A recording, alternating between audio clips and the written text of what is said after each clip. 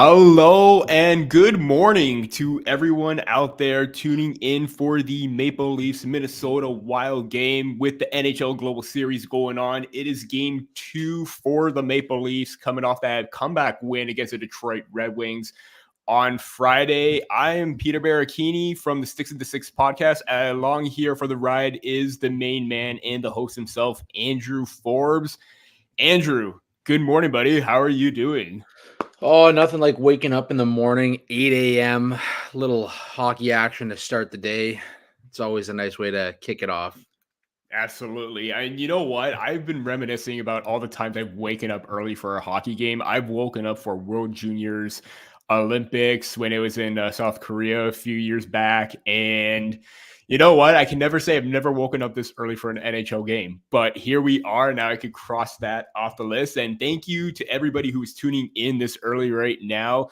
We are having a bit of an issue going live to Twitter for some reason. I don't want to jump and point fingers, but who knows what's going on over there. But at the same time, we're trying to solve it at the moment. But in the meantime, let's get some takes in early on. Andrew, what was your initial takeaway from the first game, and what do you expect from the Maple Leafs this time around against the Wild? Well, it's about time we see some resilience from this team, going down 2-0 and making that comeback win happen. 3 straight in the third. I think that second line looked unstoppable. Nylander was playing on a different level, and there was a lot of people talking about, maybe there would be a lot of pressure on Nylander being at home, playing in front of his grandma for the first time, all that kind of stuff. But I think he took that and he ran with it. And there's two types of players that can play under the pressure and players that can't. And Nylander's one of those guys that I don't think minds the pressure, which is more of a reason why they need to get him signed in Toronto ASAP. But aside from that, some good all-around play. That's, like I said, that second line just killed it. Bertuzzi's starting to look a little bit more comfortable there, a little more chemistry. And, I'm excited to see how that middle six starts to form offensively. Yeah, you brought up a good point with Bertuzzi looking, more comfortable. And, ever since the Dallas game, he started to get it. He started to find his groove. And if you follow the underlying numbers, he has been making an impact. It's just the results weren't going there. And if you're watching right now, there's an awesome shot of, a bunch of guys wearing a Matthews, like all of them spell Matthews with a t-shirt with hearts all around it. So that's kind of cool to see. Leafs Nation all the way in Sweden.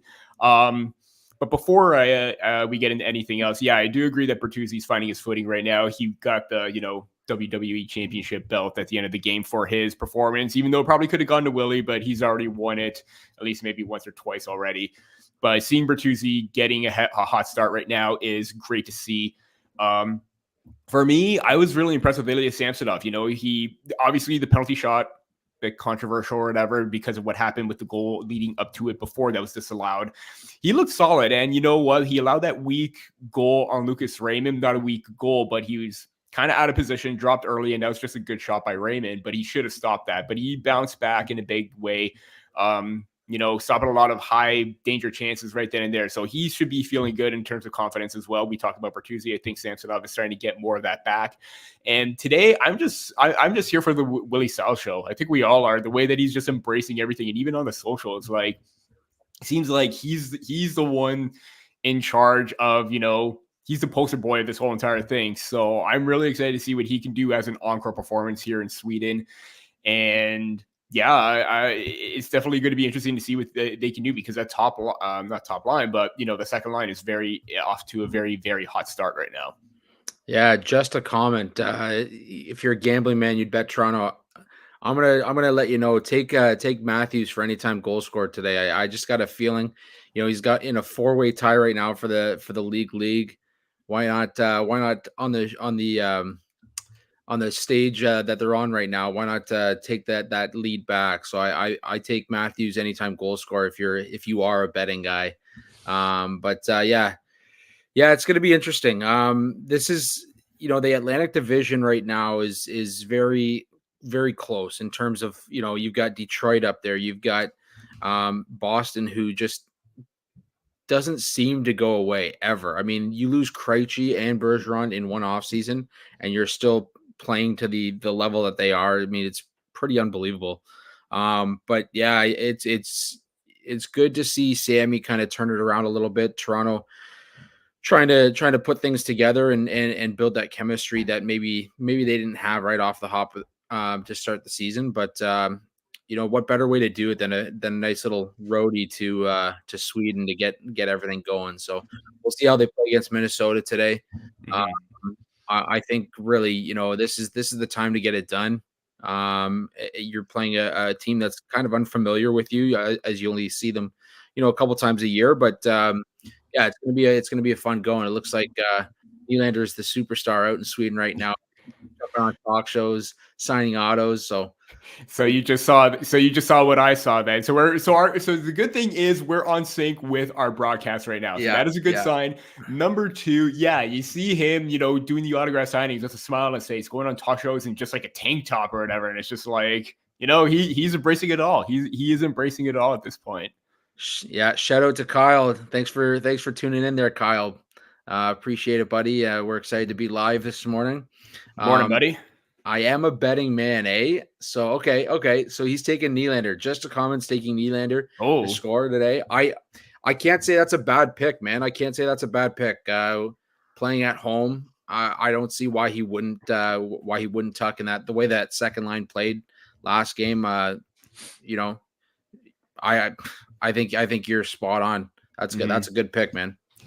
This is a comment from Steph early on. Have you seen the Borje Jor? I'm not sure what he did. He did correct himself afterwards and said series. Series. The Borje series. Have not seen it yet. Documentary. Yeah, I have not seen it yet. I think that is a thing that's only in Sweden at this point, but if it is released globally, you can bet it that I'm going to be watching it 100%. So yeah, there's a lot of people that were involved with it though that are north of the border here. So yeah, Kyle wants a scores prediction. So what do you got there, Peter? Ooh, it's way too early for score predictions. I am going to say, it was 7-4 last time, and I was not expecting a 7-4 game. Because Waller's in net, I'm going to say the Maple Leafs have got their wheels going. I think it's a better, they'll be ready to go off the top. I think there's a little bit jet lagged last game. I am going to say 5-2 Maple Leafs. Oh man, I think this just a comment 93 might be my burner account. I was going to say 4-2. I'm going to say 3-2 with an empty netter for the Leafs. Which will get it done for either myself or just a comment. Either Matthews or Nylander gets that empty netter and secures the bet. So, 4-2. I think it's going to be a big win for the Leafs. And man, what a great game to have though. I mean, there's lots of talent on that Minnesota side. Excited to see Kaprizov. I think next time, Peter, we got to talk about taking a roadie out to Sweden. That'd be pretty sick, man. If I had the funds, I definitely would have got a plane ticket, head over to Sweden, because there was that 60 seconds with Nylander. Obviously, if you watch the Maple Leafs Twitter with all the socials and everything, he said that everything is beautiful about Sweden. And if you're going to like a downtown part of Stockholm, like the main city, that is something that you really want to try. And even like, you look at some of the reporters too. I think David Alter at the beginning, friend of the show, he's been on 6 in the 6 podcast a couple of times. So if you want to check out 6 in the 6 podcast, that was a good time to, follow all of our socials, or even on YouTube as well to check out past episodes. But even David Alter, he got a pizza there, and he said that was an amazing pizza that he had over in Sweden. And the fact that he said that they had a sign that says no pineapple on pizza, that's a good, debate. If you think that pineapple should be on pizza, have your say in the comments if you like pineapple, or thumbs down if no fruit on pizza. But then again, tomatoes are fruit. So smart husband here. My wife loves Hawaiian. I'm not getting involved in that debate. Ooh, okay. So. Okay. You're gonna take a step back there. I'm pleading the fifth. But yeah, we're getting set right now with the national anthems. They're just getting started right now. And, Steph brought up, the Borje Salming movie or the documentary as well. I just want to get, because it is the whole Sweden thing, what is your favorite iconic Maple Leafs moment involving, a Swedish player? Obviously, we've had like many big names in the past. Obviously, Messendine, Salming are the first two that come to mind. But what was your most favorite moments? Man, I can't, like, unfortunately I wasn't around to see Solomon play live. I would have loved Yeah. that. I was a D man when I played, so it always you know, I always loved watching how D kind of could dominate the game. Um but yeah, they showed a clip earlier in the broadcast of when Giordano scored his first goal for Calgary, Mm. first career goal, and Matt Sundin scored his 500th on that slap shot. I believe it was An overtime overtime. hat trick. Yeah, Yeah. On wasn't Mika. it? Was it his hat trick or his fourth goal? I think it was his I think fourth of the game. was it a 4-goal game? I thought it was just a Yeah, hat trick. Okay. Well, either way, I mean, Gio scores his first goal in his career, and then, Max Sundin answers with a hat trick. I mean, yeah, or, 3-4 goal game. yeah. That's So impressive no that's got matter what. that's got to be a highlight. But I got with that question, I'm going to look back definitely on some top moments from. I mean, you had guys like Jonas Hoagland, and I know there was a game where Hoagland tied it up late. It was a big game. But yeah, Go to there's been some times for Swedes on the Leafs for sure. I think there was a parody account early on Twitter where it's about Hoagland or whatever, but also, there's also Mikkel Renberg. But my favorite moment has to be in that Eastern Conference final against Carolina, Game 6, dying moments. Sundin ties it up, and I Just remember jams where it he home. just jams it home like his Yeah. life depended on it, and I was absolutely ecstatic because I'm a big Matt Sundin fan. Um, Seeing him score there was like, as a 8-9-year-old, joys over the roof. And then when Carolina scored in overtime, my heart was just absolutely broken. But that iconic moment alone, where you just see the joy on his face to give the Maple Leaf some life, that was what it was all about, because Sundin was that iconic Maple Leaf. That was the Gary Roberts line, right? Gary Roberts, Yeah. Matt Sundin, and I think it was Hoagland, or if it was Renberg, or if it was the early, I think it was it's Steve 2002. Thomas. Did Steve Thomas, was that his second run with them?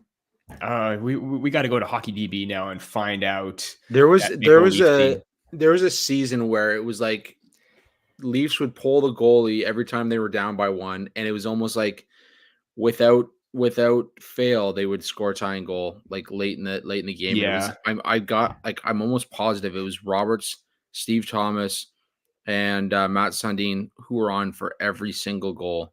So Steve Thomas was not on that team in 2001-02.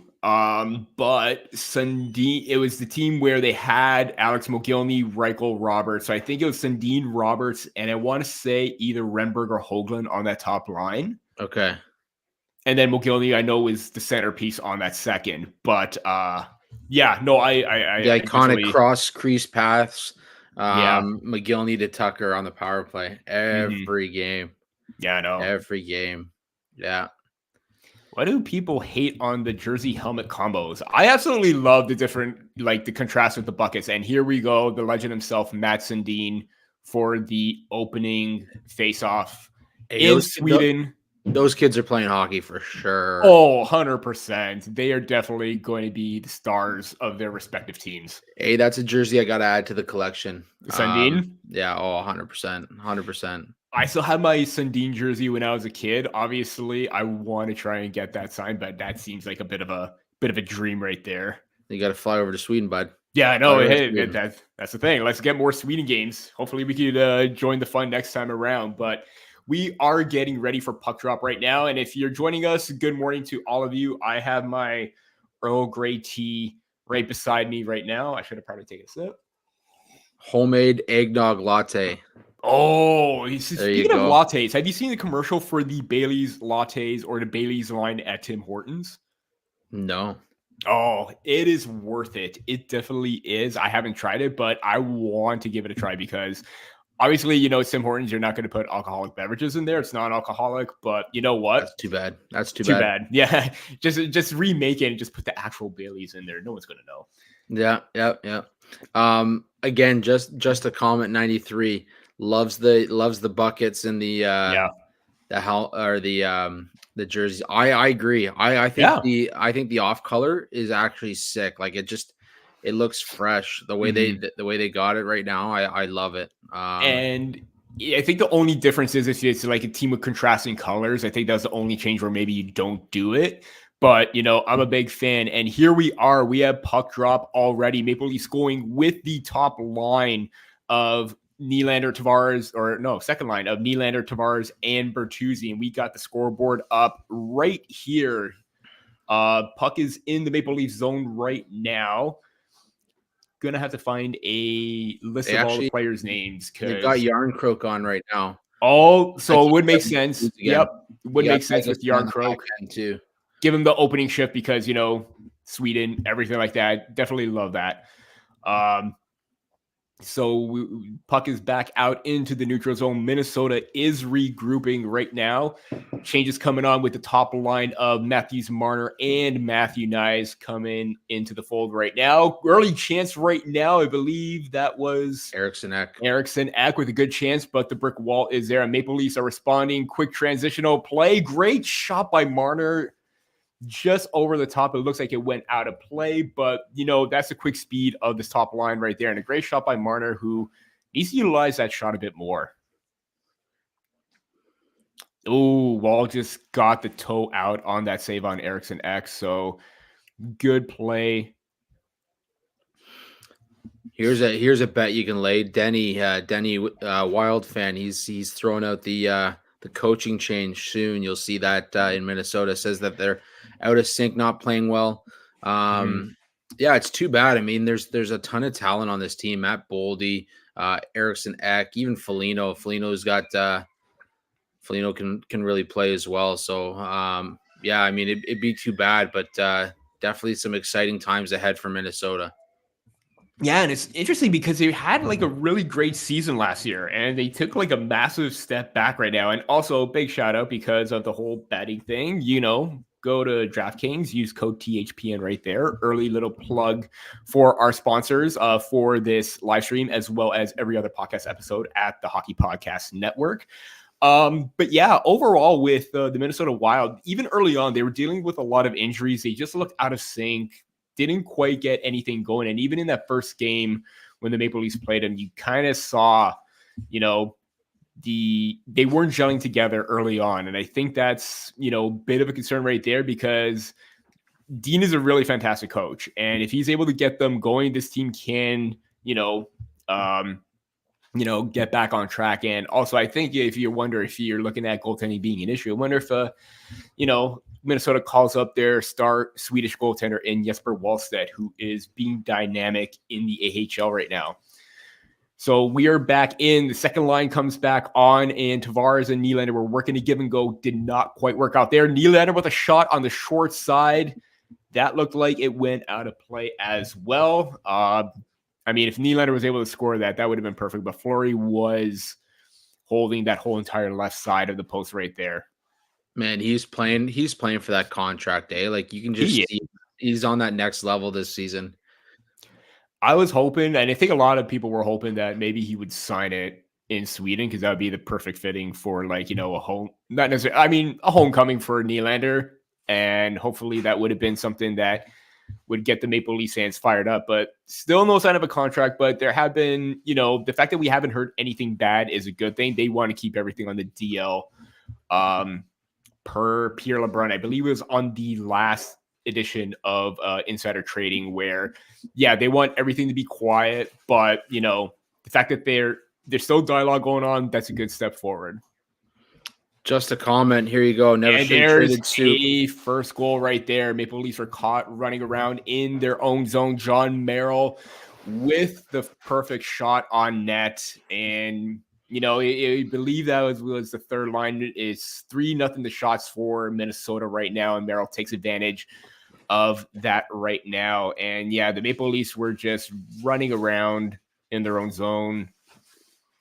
Trying to see the breakdown. Yeah, if that was... What a shot, though. What a shot. That was a beautiful shot. That was perfectly executed right there. That was the third line. Everyone... I think that situation where two players went down low opened things up for that cross-seam pass to the point.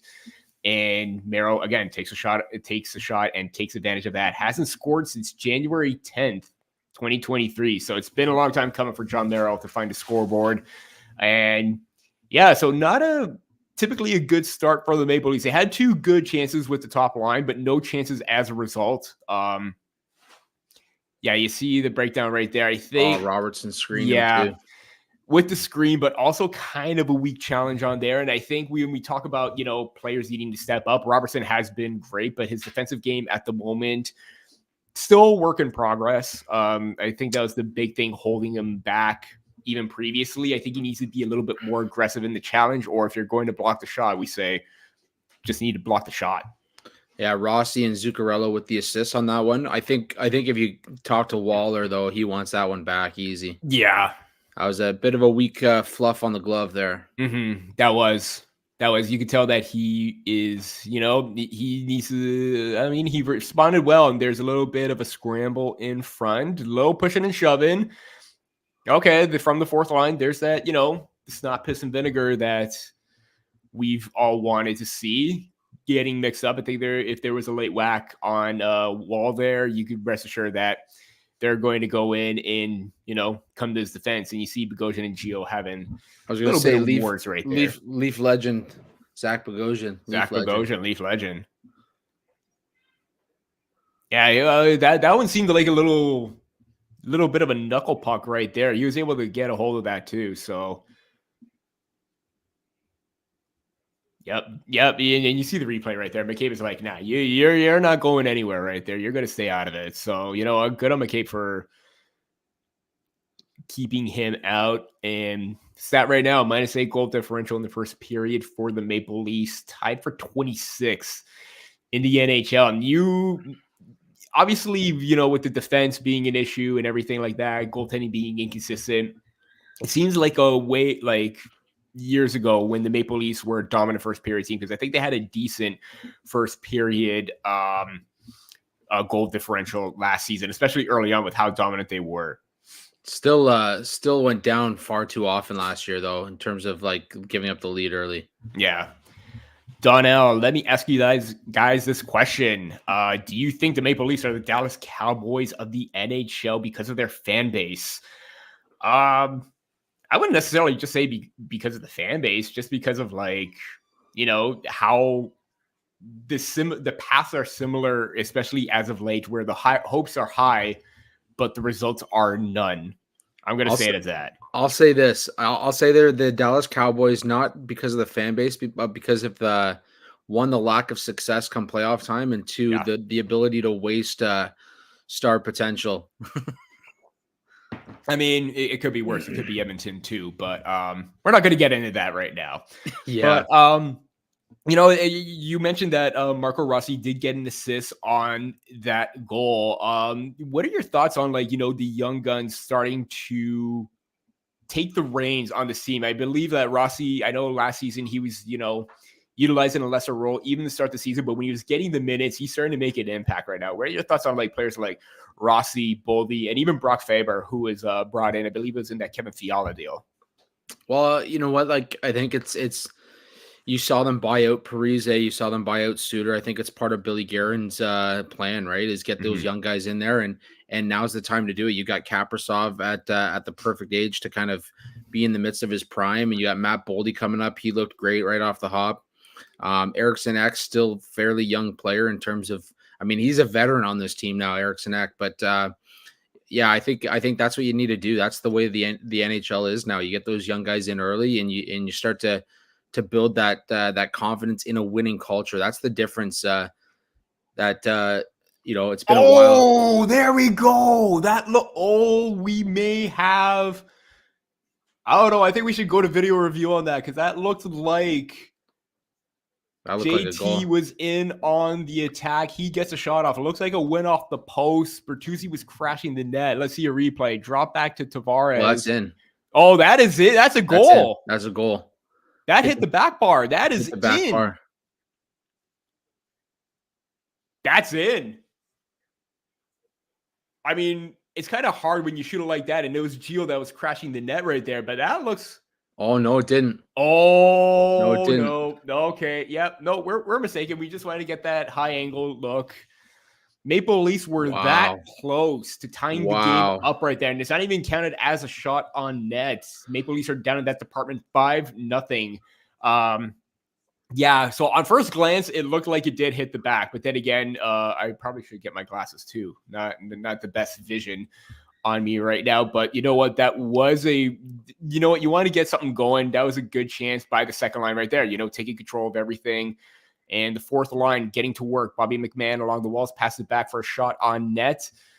And Minnesota coming back 3-on-2. Looks like it was offside right there. So we're getting a bit of a stoppage in play. Leafs are going to get a power play, I think. Looks like a roughing call on Zuccarello. Oh, okay. I missed that one. I was not aware of that until I saw the ref just, get to the box and they went to Zooks right there. Credit to the officials. They've seen a couple more things than we have so far. Yeah. Oh, punch to the back that of punch head. right there. Yeah. Heading across the blue line. Yep. I mean, no offense. I mean, even for Zuccarello, that's kind of a dumb play right there to even take or even do. So, you're up 1-0. You have the opportunity. You're going the other way. A credit to McMahon, though. I mean, getting involved and that subtle interference right there. Subtle interference. The little pick and roll play that costed us a goal in the playoffs. Yeah, that's right. Maple Leafs are in their own zone. They are regrouping right now on the power play. Again, here's a question for you. When are they going to stop doing this stupid pass back? I've never been a fan of the drop pass. You have players that can utilize the speed and attack the zone and push the defenders back easily. I've never been a fan that they've always done that as their go-to for the setup. I mean, you want to do that every now and then, that's fine. But I think it was even 1 year too, Krista Shilton, when she was still with TSN, that abolished the drop pass because, I don't know, at times it works, at times it doesn't. You see more teams utilize that play, but not to the point with the Maple Leafs. And getting their chances, getting Fleury moving, it went to Austin Matthews, hit him right in the chest or the mask. Here we go. Mitch Marner cycling down low, trying to find an outlet. Throws it back to the point. Riley to Nylander. Nylander's holding the puck. Gives it back to Riley for the shot. Little bit of a deflection, but it was cleared out by the Wild defender down the ice. Second unit coming on right now. 1 for 5 in the last 2 games for the Maple Leafs power play. Not ideal considering the firepower that they have, but, and that was kind of a bad pass right there by Yarncroke. You're looking to try and find eyes, going the other way. Maple Leafs now are running out of time on this power play with 14 seconds left. They're getting set up. And again, drop pass with 10 seconds left. Don't know why you would do that, but here we are still debating that.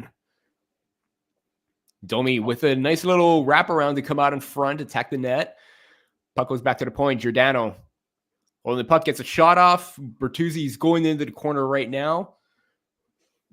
I want to see a Domi goal today. I think he's well overdue. I was about to say he is overdue right now, and especially with the way the third line has been clicking right now, and even against Detroit, he had a couple of good chances himself. Yeah. So I'm thinking that maybe now is a point, even if it's a greasy goal, you expect that Domi's still going to put on a full-on Sully at that point right there to, get the monkey off his back. The whole monkey off the back. Yeah, I was going to say. Maple Leafs are now in their own zone. They're scrambling today. They're scrambling. Yeah, they're even more scrambling against them than they were against the Red Wings. I don't know if they're don't know what to make at this point right now, because there's still a lot of overcommitments to assignments, being aggressive. And they're able to get the puck right now. Noah Gregor, I've been a big fan of that PTO contract. I've been a fan of that contract because he's got the speed to burst to the outside quickly. Shot, so questionable, but at the same time, you can't deny his speed and the impact that he's able to get it in transition. I mean, he's got more goals than Domi, so that's true. And he gets involved physically. He's I mean, you can't really discredit what he's done so far for the Leafs. Mm-hmm. And even more goals than Ryan Reeves, who has not seen ice time since Calgary, since last week. I think many of us knew that was coming. I want to get your thoughts on that. I mean, obviously we've talked about it on 6 and the 6, but like what do you do right now for our fourth liner that's not getting the minutes? Everyone is playing better than him, and minus player plus minus is not everything, but bad goal differential, not showing that's not piss and vinegar that Treliving brought him in for. What do the Maple Leafs do? I mean, to be honest, like I think this was the biggest questioning point when he signed that contract, right? Like you signed him to multiple years. Is he going to be a guy that's going to see regular ice time? But look, at the end of the day, he was brought in for one reason. Like anybody is looking at his goal differential and saying, "Oh, like he's -9 or -10 or whatever the heck he is," was anybody expecting anything different? Probably not. Right? Like he's never been known as a fantastic defender. He's never been known as a go-to when it comes to like making sure that we can shut down the opposition. Like that's why I'm like, I get the questioning, like, why is he on the ice as often as he is or whatever. But at the same time, he was brought in for one reason, and that was to protect the Stars. And I think if you look at it, the team's been playing more physically in your face than they have in recent years. And part of that is having guys like Bertuzzi and guys like Domi and guys like Reeves in the lineup where they're willing to, push around a little bit, get physical and play that in your face type of game. So I think he's there for the right reasons. I'm still not a huge fan of the contract. That said, I think, come playoff time, somebody goes down, you're going to see Reeves right back in there. Yeah, I mean, it's really difficult right now. I mean, like you said, he wasn't brought in for offense, but you would have thought maybe, Chippen, you would have thought that maybe with the way that the fourth line was playing when they get the zone time, maybe with his presence in front of that, he maybe would have had maybe one or two greasy goals. Again, not known for the offense, but at the same time, you do expect a little bit more out of it. Like, laying some big time hits. You weren't even seeing that, especially in the last week or so. Before he got scratched. So we'll see what happens. I mean, I honestly think that a lot of these signings too, I think this was not necessarily like a chess move by Treliving to see where they actually need to improve on, but you could tell now where everything lies. You need another fourth line player with energy. You need more defense, which is why they're in on Zadorov right now, possibly Tanev. We'll see what happens because he's still got a lot of work to do at this point. I love, the people out there saying go get both. I mean, I love the interest, but man, you gotta think about what they've got to give up to get both those players. Tanev, when healthy, he's a top 4 guy. Yeah. Right. Like I'd argue he's a top pairing guy. So I mean, you have to, I don't know. It doesn't really make sense to go get both. I think you got to pick your battles, but little shots of Michael Nylander and Matt Sundin on the broadcast here. Good to see some. And there are the boys with the Matthews shirt right behind the bench too. Our mom is a Leaf, but I'm born a Wild. You gotta love some of these signs that are going over there too. Like the fans, it's literally the NHL presence right now, and it's absolutely amazing to see. So here we are, 10 minutes into the first period. 10-2 are the shots for the Minnesota Wild. Maple Leafs are down 1-0. Nylander Tavares, and just wide before he was back in position with a good blocker save. And I forgot the Flower is in net, and we could expect nothing from a potential, Hall of Famer with the Stanley Cups that he has, because Fleury's dialed in right now. It's hard when he's on his game. It's tough to get him going. But yeah, again, there's Nylander right there at the center of it all. Tavares didn't get all of it either. Yeah, it was a bouncing puck. If he would have gotten all that and a little bit higher up over that blocker, it would be a tie game for sure. Actually, you know what? It could be 2-1 at this point because of Nylander and Tavares with his shot off the post and the blocker save right there. Fleury with a career 301 goals against the Maple Leafs, 6th highest versus any opponent that he's had. So likes to turn it on when he's playing that Toronto. That must be the Montreal born energy that he brings. What is up with the blue helmets and the white jerseys? There was a meeting with the NHL GMs where they said that if if the contrast of the equipment doesn't interfere with like play with their opponent, they could decide what jerseys to wear as well as the color helmets as well. To be honest, I like the change in a different style. I think it's different and unique. I mean, we're so used to seeing the blue helmet, the blue jersey, white helmet, white jersey. It does play well. It kind of meshes in with the pants and everything. So, call me a fan of that.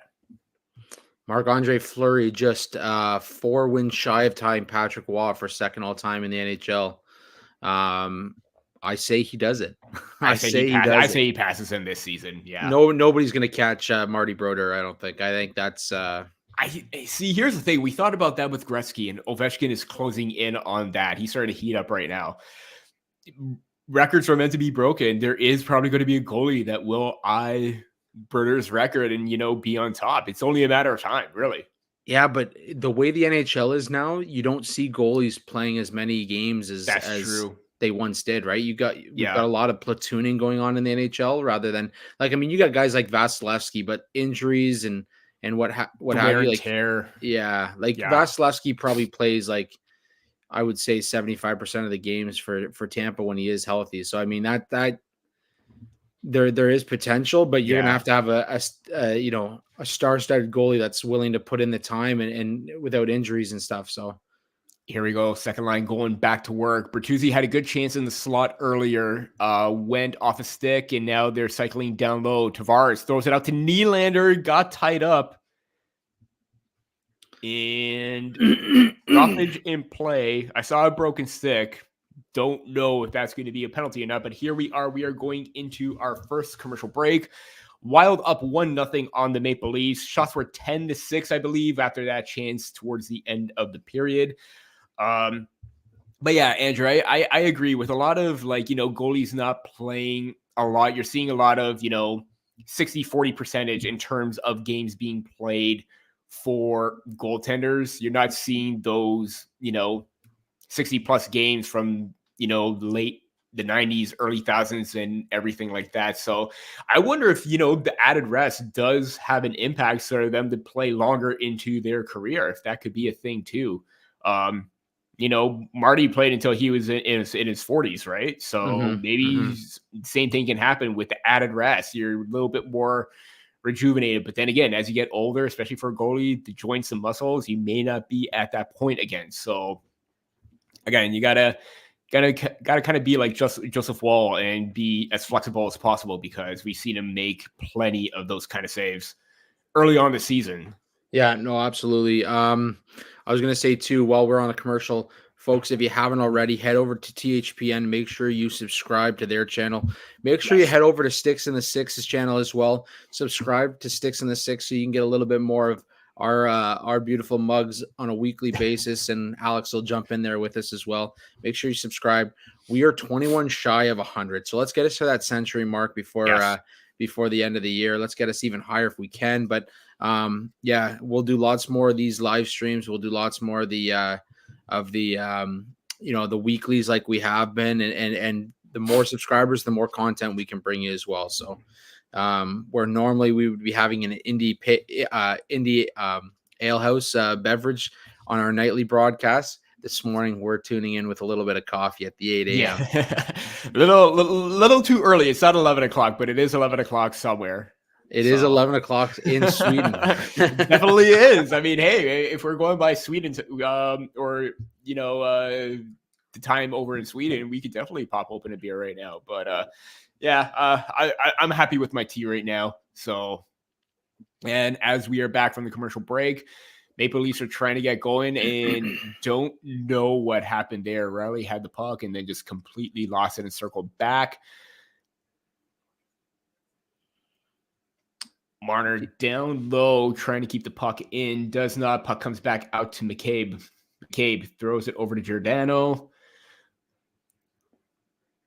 McCabe jumping up as the fourth line comes on right now. McCabe with a good shot on net. And I will say this, his ability to jump into the rush, and I think that was the issue with him and Klingberg at times when they were pairing. Both of them were trying to cheat on offense too many times. With someone like Gio, who is going to stay back most of the time, that gives him more free reign to pinch up, get a shot off in the slot, and get those opportunities. As we see David Camp going in, tying up Jared Spurgeon right now. Noah Gregor with a chance in front. Puck went wide. Nobody was there. Leafs continue to cycle down low. There's William Lagesson pitching in as well. Gregor gets tripped up right there. The Maple Leafs are going back to the power play again. Again, not a whole lot of chances, but good pressure and good cycle by the fourth line to draw that penalty as Jared Spurgeon going to the box for tripping. And you see Dean is not happy with that, but trip's a trip.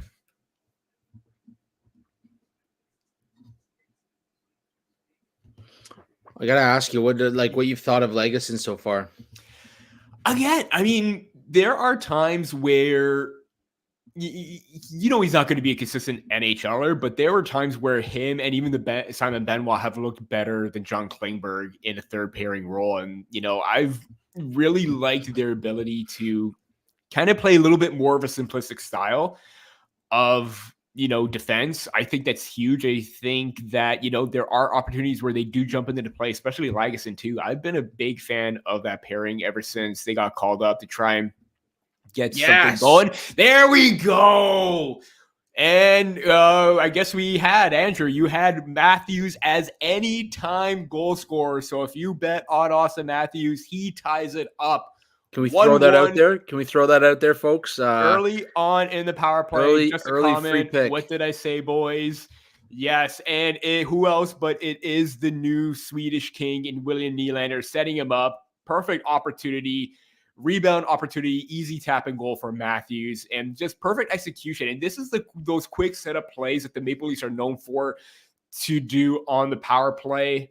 And he just takes advantage of right there, crashing the net. Marner was also there, so one of them were getting a goal. And those guys right now, that's like the third time I've seen them, you know, wearing those Matthews shirts. So big shout out to them for it's those Matthews t-shirts. Obviously, if they didn't do this, you know, like the body paint shirtless, probably cold in the arena, might as well just do it on a t-shirt, right? Point streak continues.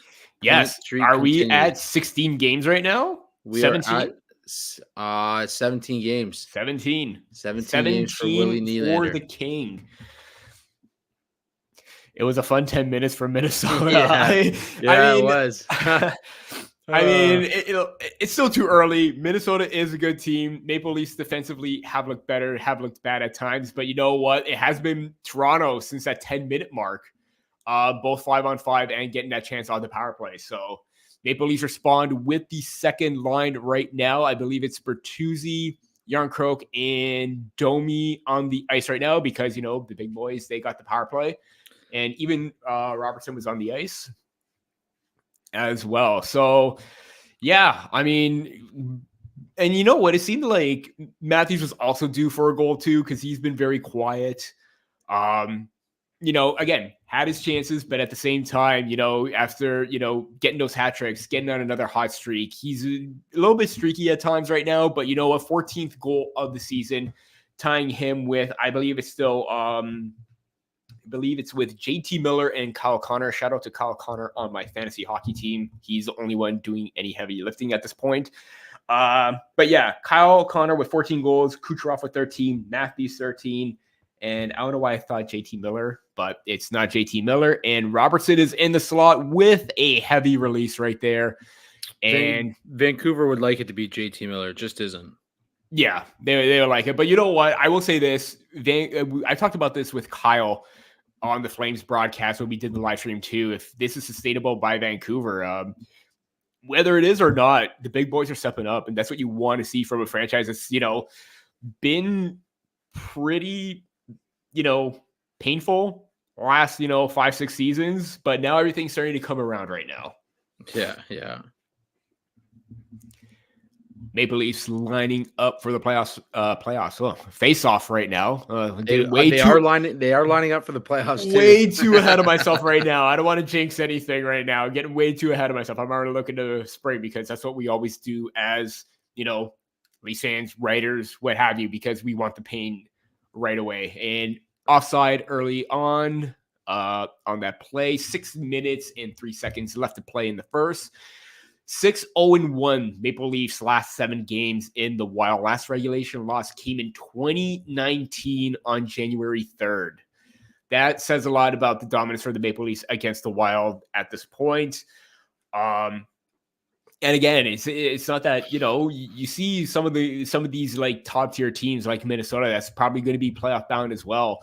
Not looking like it right now, but they do have a playoff roster where the Maple Leafs play well. It's always those let's say bubble teams, lower seeded teams that have an issue. And you know what, when San Jose was had those back-to-back 20 goals allowed, Alex Chavancy, our colleague over at the Hockey Writers, he said, is San Jose ever going to win a game? I'm like, probably against the Leafs, but they already got their first win of the season. Hey, so let me tell you this. Cross that off the bingo card. Let me tell you this. San Jose, their first win came in a bet where I only need them to lose to win the bet.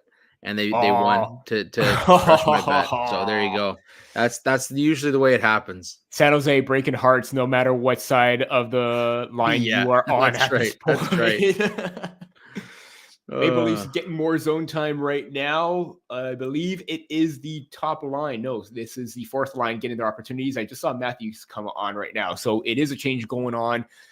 Morgan Rielly intercepts a puck up the middle of the ice. Matthews gets entry into the zone, throws it around the net. Mitch Marner is there. Matthew Knies would, if he got the handle on that, he had a clear shot at the net. And, it seems he's kind of quieted down right now, but Matthew Knies has still been, a big factor on that top line, given the puck possession style that he plays, the big body presence. Great shot on net right there. He's doing all the intangibles right now. He's being that net front presence for that top line. So that's what you want him to do. Yeah, just get involved, be involved, and bring what you bring to the table, right? Like, yeah, I mean, you would like him to be in the Calder Trophy race. Sure. I mean, he's got the points right now. That's great. But you know what? There are other rookies right now that are deserving of that. Obviously, there's a guy by the name of Connor Bedard who's, pretty good. Yeah. Some guy in Chicago, But yeah, this is a deep rookie class. So if he doesn't get it, I still think he's still making a big impact as a Maple Leaf rookie right now. Again, you wanted that offensive consistency. It's going to come with time, especially for a young player. But the net front presence, like you said, the ability to have that hand-eye coordination. We saw in that goal against Tampa Bay where he bats the puck down and then just absolutely, gets control quickly. Is reminiscent of that of Austin Matthews where he has that hand-eye. So we head to another commercial break. 3:47 left in the period. I was just going to say last night, so I talked my wife into doing a couple pack battles for the Series 1 2023-24. So finally cracked a few packs. Her and I did two pack battles. So she was a little reluctant to jump on camera and open hockey cards with me. But I have to say she actually ripped a sick Matthew Knies card. It's not his Young Guns. Ooh. But I'll have to bring it on the broadcast at some point and let you guys see it. But it's it was definitely a sick rep for her. Absolutely. I mean, hey, you know what? With those hockey cards, it's always a chance, right? But you know what? For her to pull that, that's absolutely amazing. Yeah. Oh yeah. She's like, at least it's a Leaf, and I was like, man, this is a sick card. Sick card. It's a Leaf plus it's a sick card. There you go. She knows her stuff. She knows her stuff. There you go. Yeah, I mean, again, it's really like luck of the draw right now. There's that commercial that I was telling you about, the non-alcoholic Bailey's lineup with the cream-filled donut, the lattes. I don't know. I'm definitely going to have to try that one day. Mix a little real Bailey's in there, maybe. Yeah. What's the term? The Irish coffee? Irish coffee. Yes. Irish coffee. There you go. Yes. legendary in Irish households. Yeah. Yeah. I mean, it seems like a good mix right there. And there you go. They're showing the replay of the Matthews goal right there.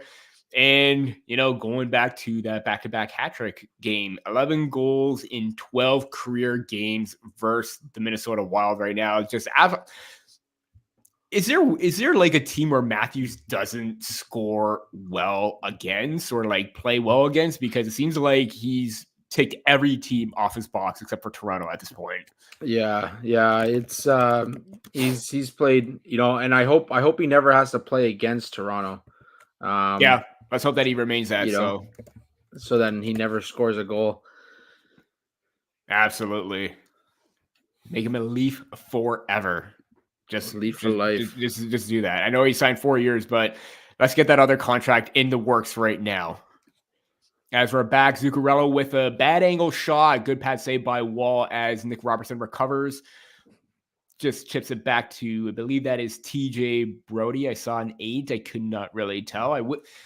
See, that's the thing too, where I kind of wish like we were doing a live broadcast there as well, because you can see who's on the ice and not just like a bad or like a low angle and you just see half a number. And here we go. William Lagesson is pinching down low. Throws it back in the net. No one really there, but I think, that their line has been out for quite a bit. So kill some time, get a change going, and they are off to the races right there. And that was a little bit creepy right there with the Minnesota mascot just poking his head up over the boards, just watching John Merrill right there. Funny, but, kind of weird at the same time. As the Leafs out of play. Leafs had a slow start, but they're out shooting Minnesota now 13-11. So yes, definitely had a bounce back performance in the second half of that first period and got them back in the game. So we'll see if that carries over to the second as we get to the tail end of the first here. 2:44 left. I was about to say the response is much better and much quicker than it was against the Detroit Red Wings. And if you are looking at the advanced numbers per natural stat trick, Maple Leafs have the advantage in shot attempts and scoring chances, 57.1% and 61.1% respectively. But Minnesota has the advantage in high danger chances with 60%. Maple Leafs as well with the advantage in expected goals with the 54.2. So it kind of seems like an even keel battle right now, but considering how Minnesota dominated the first half, the Maple Leafs dominated the second half, it's very representative of the numbers and what we're seeing right now on the ice. As the play stays down low, Minnesota regroups, and I believe that was Pat Maroon for a tip in front, just went wide. Puck comes out of the zone and the Maple Leafs regroup. They go for a change right now. I believe that was the fourth line that was on. Out come the Matthews line with Matthews, Nyes, and Marner. McCabe battling down low, chips the puck up to Nyes. Riley joining the rush. Great feed to Matthews in the attack. Nyes with the attack goal! What a snipe from Matthew Nyes. You just said it. He needs to get involved offensively, and there he is. Oh man, I wish someone was here like Kyle to clip that and be like, you know what, he needs to get going. And great passing play, great zone entry, opened the play up, and he made himself open. What a fantastic shot by Nyes. And there's the cross ice pass into the zone. Gio to Matthew to Marner, and he spots Matthew Nyes wide open. And you know what? For all the fact that we give Marner sometimes about not shooting the puck, those quick passes where he's head up and he knows where that puck is going, man, absolutely phenomenal. It feathers it through underneath the stick as well. Yeah, you can see Fleury wanted that one back too. Yeah. So in addition, it's 2-1 Maple Leafs right now. I said it probably could have been 2-1 earlier because of 2 chances from JT. It could possibly be 4-1 right now. So yeah. Matthew Nyes scoring his 5th goal of the season right there with 2 minutes left in the play. Giordano and Marner with the apples on that play. And you know what? No matter what team you are on, giving up a goal in the final 2 minutes, that's not really ideal, especially in a close game like that. As Bertuzzi had a good shot off, went off the boards. A little bit far out, not much of a high danger chance, low danger actually. But you know what? He's starting to get more power behind his shot right now. He just needs a little bit more accuracy to keep it down low.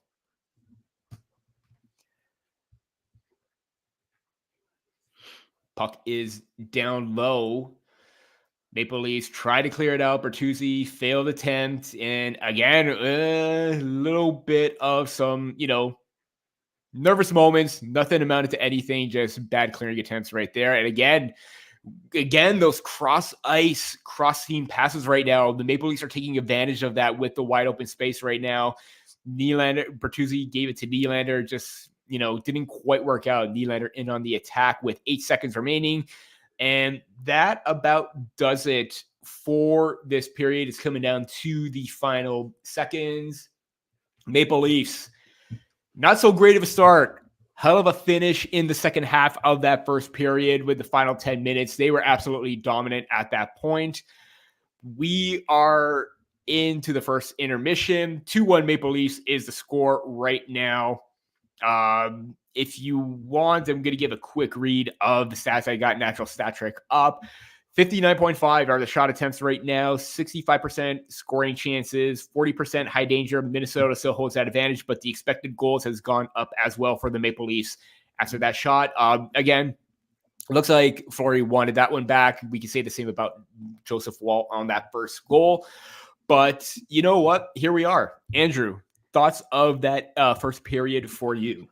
Yeah, I mean, it comes down to playing that full 60 minutes like we've talked about on a number of occasions with this team, and they get off to a slow start. It seems to be a trend with the Maple Leafs over the last few seasons.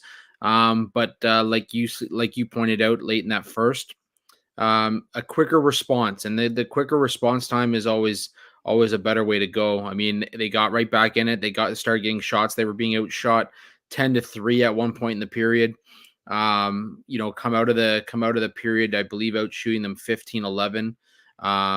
So yeah, I mean, just it's about maintaining those opportunities, getting those high danger opportunities, taking advantage of the chances that you have, and maintaining that kind of that defensive zone coverage. They do need to be better in their own zone though, moving forward in the second and the third, finding ways to break out and get the puck out of the zone, and hopefully we see a little bit better of an effort from the back end when it comes to that as we move forward in this game.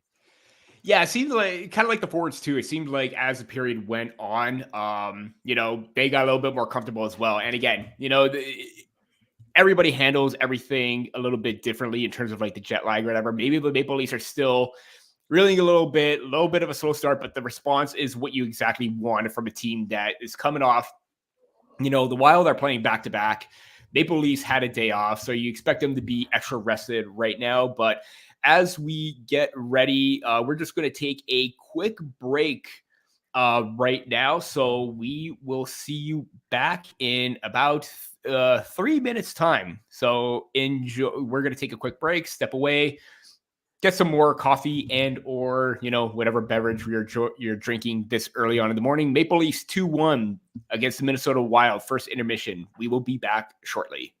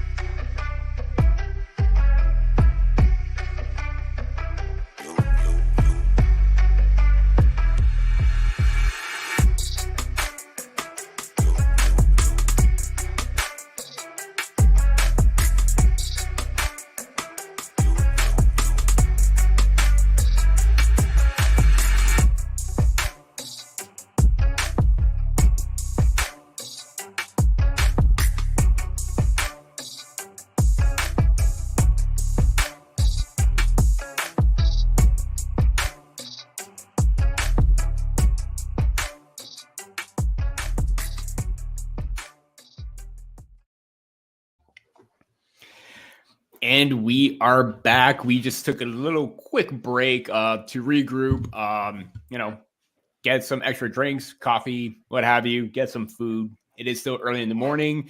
Maple Leafs, if you're just joining us right now, are up 2-1 on the Minnesota Wild after, kind of a sluggish start right now, but the Maple Leafs have clawed their way back and got the offensive zone time. They took advantage of their chances. 2 great opportunities, one of the power play and one at even strength. If you're looking for the goal scorers, Matthews from, let me put up the scoreboard right there. It was Austin Matthews from William Nylander and Morgan Riley, I believe. And it was Matthew Nyes from Mitch Marner and Mark Giordano for the second goal.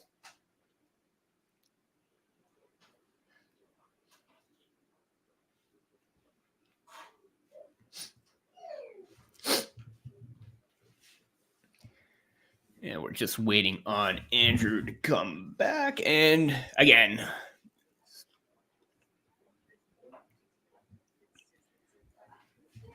morning, Brandon. How are you doing? Hope you are doing well this fine Sunday morning, where instead of a Saturday evening, just a couple hours later for the Maple Leafs.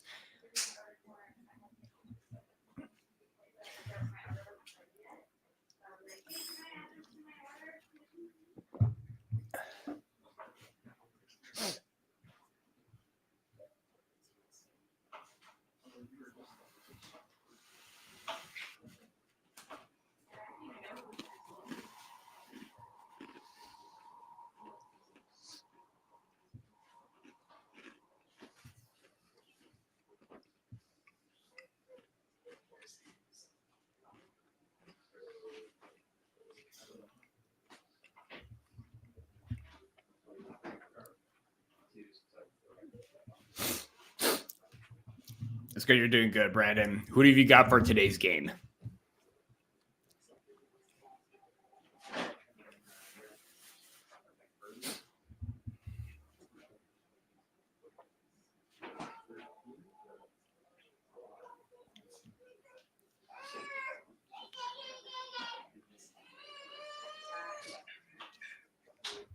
If you are watching the Sportsnet broadcast right now, doing a little bit of would you rather or burning questions right now. Talk about the matchup between Mitch Marner and Kirill Kaprizov. I'm wondering, who would you rather have, Marner or Kaprizov? Because I don't know, it seems like a tough one, but I don't know. I'm kind of on the fence right now. I want to say Mitch Marner. He just seems a little bit more dynamic at this point. As for Kaprizov, but I don't know. I was just watching the broadcast, Andrew. They were doing a burning question: who would you rather have, Mitch Marner or Kirill Kaprizov? And I think I probably know the answer. Man, I would go Marner just because the familiarity with him. Yeah, I don't know. That's a very good question. It's a very good question. Just fixing the mic here. Yeah. Yeah, no, Marner's got a little bit more consistency. Kaprizov, as good as he is, and like, don't get me wrong, he's going to be a phenomenal player, like overall. Marner's younger. Yeah. He's had more time in the NHL. He's consistently been around that 100-point mark, although he's never broken the 100-point mark. And has more of a possession game, whereas Kaprizov, his ability to score doesn't overcompensate for the lack of consistency at times. Mm-hmm. And we saw that in the playoffs last year. And I know last year Kaprizov was battling a little bit of an injury in the playoffs, but still, I mean, just didn't get it done for his team. And I think that, reminds me of like a rich man's Phil Kessel, where, he can turn it on and off when he wants. Very true. And Brandon joined us earlier, and he is a Maple Leafs fan. Yes, that's what we love to see here. join in on the 6 and 6 crew. If you're a big fan of Maple Leafs, be sure to check out our YouTube channel. Yes, hit subscribe, folks. Hit subscribe on the YouTube channel. I expect when we're done this broadcast today on THPN's channel, which you should also subscribe to, that we're going to be sitting at about 85 subscriptions. So get over there and make sure you subscribe, please. Absolutely. As Andrew would say, if you want to get a look at our, faces every single week, Come on. Yeah. See the beard progress as we go on. He's got the beard going. I got the stash going for Movember. It's actually looking. I'm not gonna lie. I think this is the best my mustache has looked every single time I've tried to grow one for Movember. Buddy, I want to see the curls on the ends, man. I want to see the curls. The hairs are not long enough to do that. I gotta. They're like short hairs, but it's not to the point where I could just do like an evil mastermind. Here you go. If you're growing a mustache for Movember, I'm obviously a beard guy, so my blonde dirty stash we don't do. But if you're growing a mustache for Movember, send us your mustache on Twitter at Sticks in the Six. Yeah. Okay. I want to see some solid mustaches from the viewers. Yeah, I mean, even a couple times, I've seen some solid mustaches walking in down the streets, and it's like, you know what? Thumbs up. Yeah, thumbs up right now. I notice beards and tattoos. That's my that's my go-to. Yeah, we all know you're a tat guy. I'm a big tat guy. Alex, our co-host, he's got a tattoo. I'm not sure if he's getting one more, if he's in the works of getting another one. I believe he's wanting to get another one. Yeah. I don't think he has. Obviously an expensive game to get into. Lukey boy, my name's Andrew too. Nice to meet you, buddy. Nice to meet you. Thanks for tuning in. Nice to meet you. Thank you for joining along. Yeah, make sure you hit subscribe over at our channel and you can join in every week, buddy. We'll talk some more. Yeah. I feel like I'm the only one left out. Mustache. Yeah, exactly. He does have a sick mustache. You're right. Nice duster for sure. Exactly. And I feel like I've been putting this off for too long. I want to get a tattoo. I really do.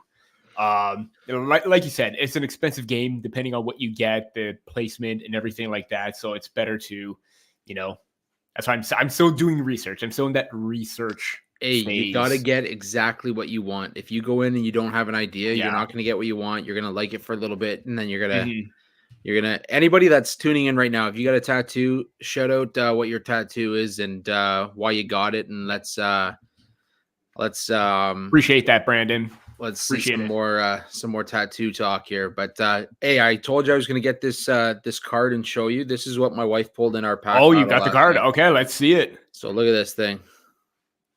Ooh, nice little star. Oh, surge. It's a star surge. Oh, and is that a hollow? It's a hollow. So it's not serial. It's not a numbered card, but still, decent card for sure. Nice pull. That was on her first pack. Nice. So not bad. I like it. We haven't pulled a young gun yet.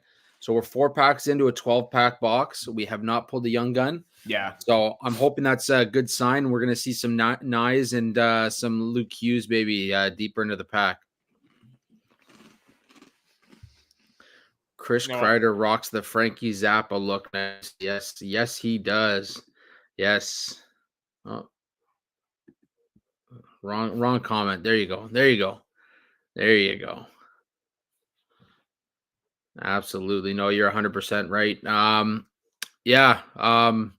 Waiting for a little food delivery here too. Gonna get a little McD's for the early morning hockey. Yeah. I was about to say I was a little bit hungry, so I got myself a biscotti. There you go. The jar over here. Hey, look at you, biscotti and tea at 8 a.m. There you go. That's how you do it. You must be a Euro. Especially with the stash too, Yeah, buddy, you'd fit in. You'd fit in nicely over there. I'm fitting in perfectly. This is why I wish I had a ticket. Oh man, that's great. That's great. I was about to say, is it still too late to get a ticket? How long is it a flight from here to Sweden? You know what? 6 hours? 6-7 hours? There's another podcast. What's It is a dark chocolate almond biscotti. And Andrew, I got him from Costco. That's right. Shout out Costco, baby. Delicious. Honestly, I've had biscottis before. That's probably the best one I've ever had. Yeah. There you Not gonna go. lie. Get the limoncello ones when they come in too. They're Oh, decent. They're decent. you know, family member of mine, she was into limoncello, like the actual drink. So that might be up my alley then. Yeah, there you go. But yeah. So we are hopefully just about to return from commercial break. Again, Andrew got his order. I got my food right here because I got a little dish full of everything right now. Because again, and I watched the last live stream. Beautiful. We really do appreciate that, Brandon. Yeah, Brandon. Hey, buddy. You can bet on more content, not just over here, but over on our page as well. Fantastic things are happening with the Hockey Podcast Network. A lot of great. There's bound to be a live stream mostly every single day. From what I've seen, there's always been a live stream on this network. Everybody does a fantastic job. Whether you're, general hockey fan of a specific team, you could follow along or join in because you know what? It's hockey, right? Can never go wrong with just watching a game. I even joined in on Kyle one time to watch his Flames against the Columbus Blue Jackets early on. And needless to say, I believe they lost. Yeah, I think they lost. Yeah. Yeah. So twice I was on a Flames broadcast with Kyle, who is a Calgary Flames fan. And unfortunately, twice they lost. So I think I am barred from watching. I was going to say, you're not going to get the invite again. I mean, if he extends it, great. But if he doesn't, I totally understand. But Kyle's such a really good dude. Yeah. 9 hours and 40 minutes by plane to Sweden. Thank you, RJ, for that. See, here's the thing. I'm not the best flyer. So 9 hours and 40 minutes might be. I can't hold my pee that long, and I don't like going to public washrooms. There are bathrooms on the plane. I'm not a public washroom dude though. That's true. Yeah, I know. I like my home throne. I like my home throne. King of the castle kind of thing, or that's right. I know what to expect when I'm sitting there. What's on your Christmas list? I like this. Before we get going here, what's on your Christmas list? Okay, what's on my Christmas list? I got a new mic that I want. Because I've got back into the hockey card game. I want to get a few of my cards graded. But I'd also like to get like a nice box to kind of organize and start shipping out maybe some mystery packs to some listeners and some fans and some readers and see what they see what we can put together a few good mystery packs for them as well. So that's what's going for me. Not a lot, man. I got 2 young kids, so that's where the focus is when it comes to Christmas now. I was about to ask, what is on their Christmas list? Dinosaurs for Oakley, man. This guy, you should see this guy's guy. You should see his dinosaur collection, man. We got 2 T-Rexes. Do you know what a Yangchuanosaurus is? No. Yeah, nor did I until my son. My son's 3. Wow. That is amazing. As for me, I don't know what I want. I mean, obviously I like, collecting sports memorabilia and stuff like that. There are some things here and there, but nothing that really stands out this time. I was gonna say maybe AirPods, but I bought those back in January, so that's off the list right now. Some Raycon headphones. There you go. Raycon headphones. There you go. If you're looking for something, Raycon headphones as well. Pokemon, Barbies, and Beyblades. Honestly, like I'm surprised Pokemon has lasted this long. Like I've been around since Gen 1. I'm even more surprised that Beyblades is still a thing right now. Hey, it's the whole idea of collecting, man. Collecting is a big thing. Barbies is Barbies. That's never going out of style, right? Especially with the movie right now. Yeah. But yeah, that is something that, and it's kind of funny because about I think last year, 2 years ago, all my cousins, all they wanted was Pokemon cards. Yeah. That's it. I gotta get them into the game. I gotta bring my Switch and play some Pokemon games. Hey, just a comment. Yes, shameless Raycon ad plug, but also check out their new water purification system as well. Yes. They got that for your in-home water purification Raycon. Check that out. Hey, quick note. Leafs leading after one are 4-0 this season. So something to take into consideration. Also, with Marner's assist in the first period, he becomes the 7th player in Maple Leafs history to reach 400 assists. You know who's number 1 on that list? Doug Gilmour? Borje Salming. Borje Salming With 620 assists. Matt Sundin right there with 567. So 2 Swedes lead that list. Himself. Kind of, perfect that Mitch Marner would hit 400 in Sweden. So he's only 17 back of George Armstrong for number 6. So there you go. There you go. Maple Leafs making history in Sweden as the second period has started. We are about 2 minutes in right now. The Minnesota Wild has had, I would say, most of the zone time right now. Early on, John Tavares is going in on the attack. Not necessarily the biggest hit, but made a hit on the defenseman. Puck comes back. Morgan Riley hands it off to Tyler Bertuzzi. Fans on that pass, trying to find Nylander on the opposite side. Luckily, it didn't amount to much because the puck does go out of play. So, I mean, see, we talked about early on about Bertuzzi finding his game. He seems like he is finding that groove and, developing chemistry with Tavares and Nylander. You see it in the offensive zone, but sometimes where it's just the handle of the puck. It just gets off, like maybe he holds it for a second long.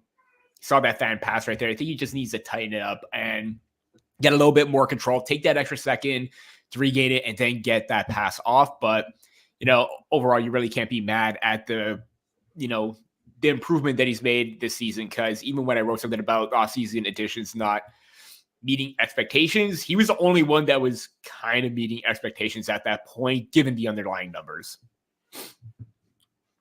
Just tweeting out here how I gave a free pick this morning. Matthews anytime goal scorer. Yep. And if anybody, if you're joining right now and you're saying that, we're just, saying that we did, no, you could go back. I called the Matthew Knies goal. Andrew called the Matthews anytime goal scorer. So, see, it seems like, for an early game, it seems like we're on point right now. I will say that. I should wake up and talk hockey every morning. I think I'd be a rich man. That's what we should do. You know what? I wonder if they'll do watch parties for the World Juniors. There you go. There you go. That's the thing we gotta pitch a little bit right there. Absolutely. Geez, Brandon. Up since 3:23 a.m. Damn, man. Man, you were excited for this game, eh, Brandon? You definitely were. You were amped. You were getting the coffee in you, circling back, getting a little more coffee, maybe having a few scones, maybe some Swedish meatballs getting going for this game. So I forgot to put up the scoreboard. Scoreboard is back up for all of you to watch along. And obviously, you got to love that Salming jersey on the broadcast right there. And you know what? What's also a good thing? I am so glad that they brought back the Salming patch for this trip. I think it's something that they probably should have worn all last season and even into this one. Yeah, I was gonna wear my Matthews jersey with the Salming patch on it today for the broadcast, but decided against it. But here's another quick stat for you. I'm throwing some quick stats out here to start the second. They just showed a clip of Brody, that high elevation to get onto the ice. He took a little bit of a trip right there. He ate it there. Yeah. I mean, he kept his balance, so that's a good thing. Yeah. Another quick stat for you. William Nylander extends point streak to 17 games, tying Connor McDavid for the longest season opening streak by an active player. Yeah. So there you go. In good company. Matthews with back-to-back hat tricks for the first time since Ovi.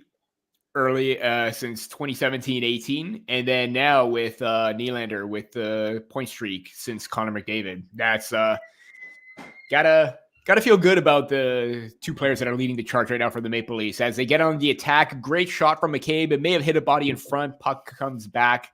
Defenders regroup as a change is happening right now. Matthews comes onto the ice, so it's going to be the fourth coming on, or the first line coming on for the fourth line.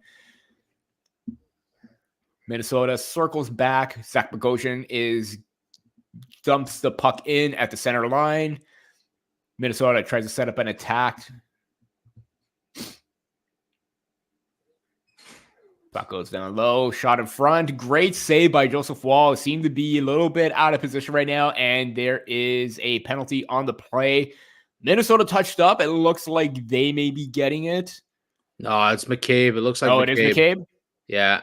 You had to know this was Okay. coming. You had to know this was coming. Yep. Little makeup call. They had 2 early power plays. Now Minnesota's going to get a chance to tie it up here on the power play as well as slashing. Yeah. Man, the problem with that was the puck was just flying around everywhere. I think that's where the slash came in. Yeah, it was bouncing all over, and it was in front of the net too. It was on Marcus Johansson. Oh, yeah, okay. Yeah, no, he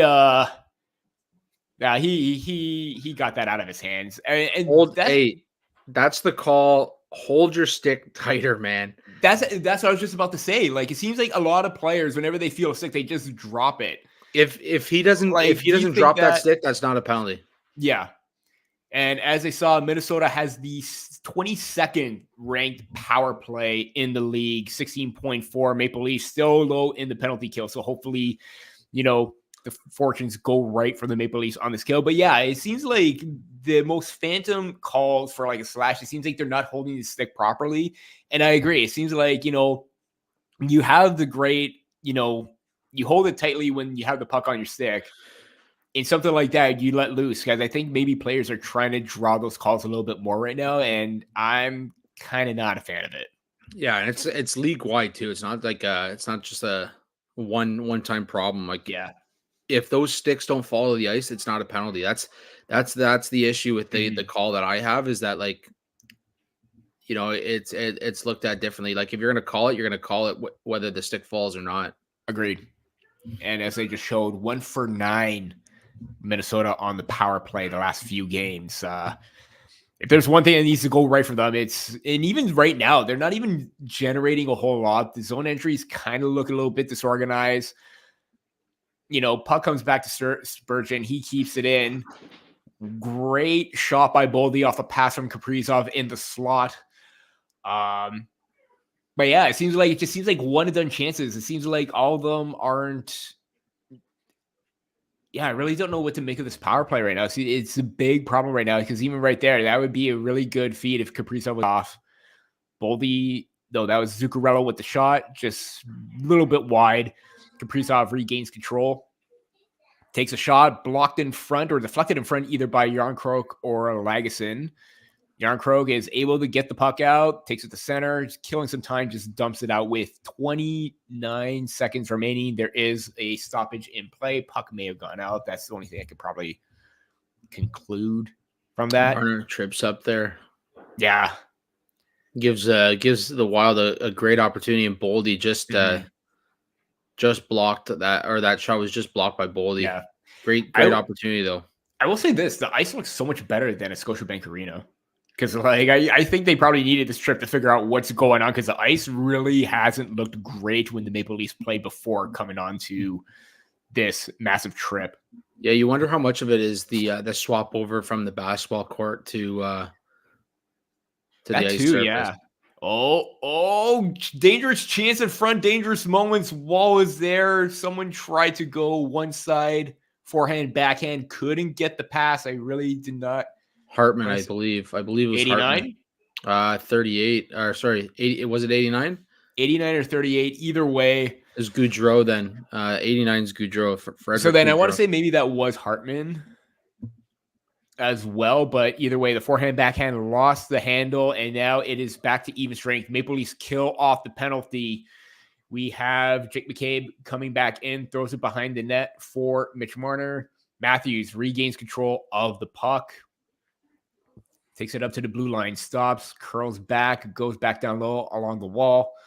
Matthews throws it back to Brody in front, gets a shot off, didn't get it on net. Nylander is down low.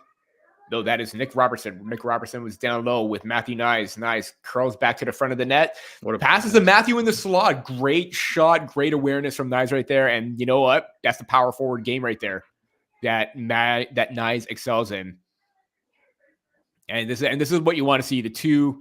There we go. Oh! That was a beautiful passing play and a beautiful move by Riley, but even better, fantastic, or even a better save from Marc-Andre Fleury right there. Wow. I got to see a highlight or a replay on that because I was really loved that passing play from Nyes to Robertson, finding Riley, and then trying to go backhand. Did not get enough of that. But you know what? Maple Leafs looking dangerous off of the after killing the penalty right now. And that could have been a 3-1 goal. That could have been a big one for the Maple Leafs on that play.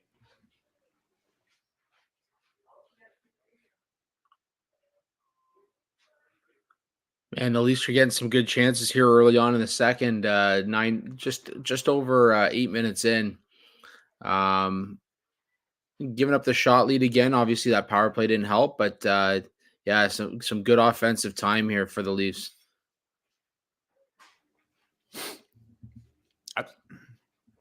Absolutely. Getting the zone time right now.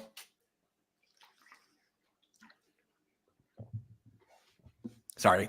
Yes, I had to take a bite of my cookie. I was a little bit hungry there. Hey, is Biscotti. Biscotti's more important than what's going on in the game. I'm just joking. Food's more important than the Leafs anyways.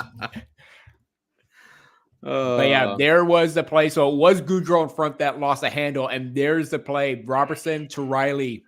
Wow, what a save. Oh, if he got that up and it didn't hit the pad. Gosh. If it didn't hit the pad, that would have been a 3-1 goal for Morgan Riley. I was actually getting ready to celebrate there, but hey, that's why Fleury's a Hall of Famer for sure. That is why. That is why. Tail end of his career, but man, he's still making saves like that is absolutely impressive. He looks like he's got a couple years left anyways. Is he late 30s? Yeah, I want to say he's a couple years older than me. I'm 35, so let's take a look here.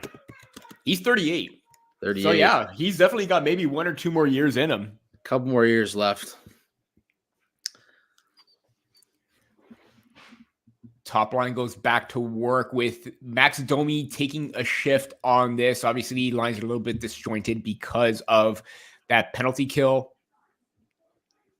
TJ Brody and Marcus Foligno are battling along the boards. And it looks like another penalty right there. TJ Brody. I don't know. I think that was kind of high. Let's see that. It did look like a high stick. We are going to commercial. 2-1 Maple Leafs still. 10 minutes and 54 seconds remaining in the second period. Hey, I want to say if it was typical Leafs like to make it interesting, man. Oh yeah, it's never easy, never is. But at the same time, it kind of looked like there was like a hold. It probably looked like a phantom one. But if it was a high stick, then you got to call it, no matter how severe it. Not severe, but like even if it was just like a little hit on the face, it's high stick's a high stick. It's kind of a dangerous play. Let's remember too. I said a 4-2 score. I did want to take the Leafs by 1.5 before the game started. So keep that in mind as we go here, because they're definitely playing with fire when it comes to the puck line here. All your betting advice here. Talking like I'm a master bettor here.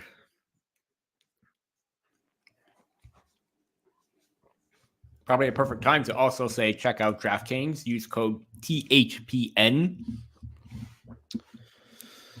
Yeah, for some special offers, make sure you sign up. You can check them out now. There's some good lines, actually. If you look at it, there's some good lines on the games today. If you're a football guy or a football gal, jump in there. There's definitely, I like this one here. McCaffrey, Tyreek Hill, CeeDee Lamb, and David Montgomery all to score TDs today. Pays $604 if you go for the 4 TDs. So if you're into that, you also got Tua for $250, Tyreek Hill for 60 yards, and Patrick Mahomes for $250. Pays $13.21. So definitely check out some of the lines over at DraftKings with code THPN. Sign up and get some special offers as well. Yep, it was a high stick on Foligno. They're just showing the replay coming back. Luckily, it was only 2 minutes. If it was 4, that would have been a big problem for one of the Maple Leafs. Top penalty killers right there. 0 for 1 tonight. 2 shots on the power play for the Minnesota Wild.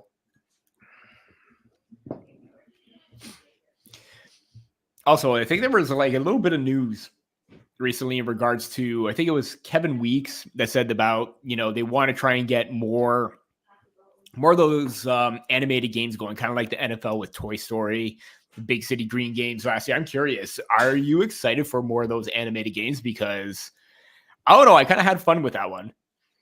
Yeah, I mean, I'm old school. I'm old school. I like watching the game, the way it is. I don't know. Yeah. I don't know. It's just like I think we're starting to tinker and touch with too much here, and there's you still got the crowd that doesn't even like the outdoor games anymore because they feel like it's overdone. So it's oversaturated at this point. Yeah, it's now like you're trying to, you're adding another component to it, and I think it's going to just upset some of the fan base. But I mean, at the same time, you're going to get people like yourself who are into it and enjoy it. So it's a win-lose. I think there's opportunity there, but I think there's also opportunity to kind of piss off some of your fan base as well. So.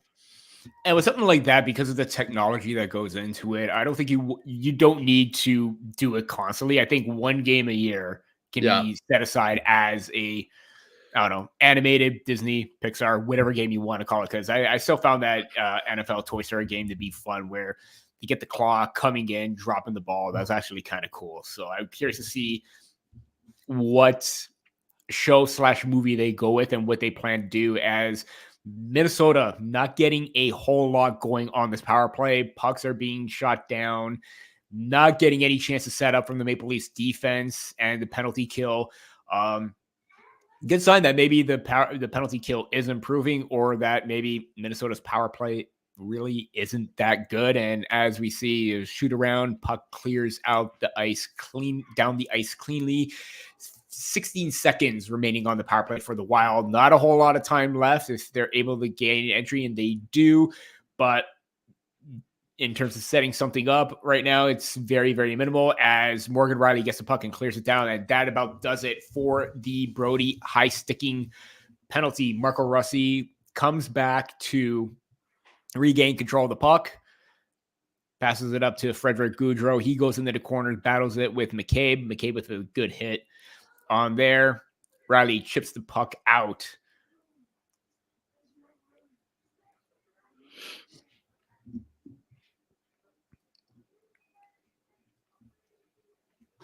Puck is back in the Maple Leaf zone. Jake McCabe takes control of the play, gives it to Max Domi. Quick little chip up. And see, the one thing I will say about Domi is with those quick little short passes to clearing the zone, he's very quick with that in regards to, trying to execute a breakout.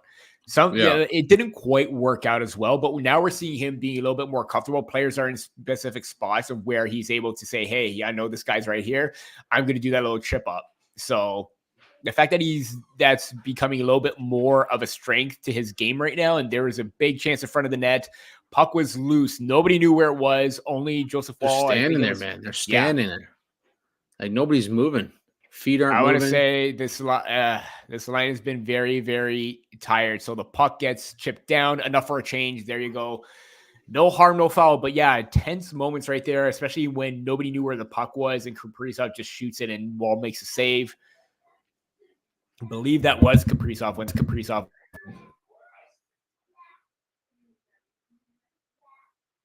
Here we go. Get that second line back out there. Get them going. Let's get just a comment. 93, his Willie Nylander goal.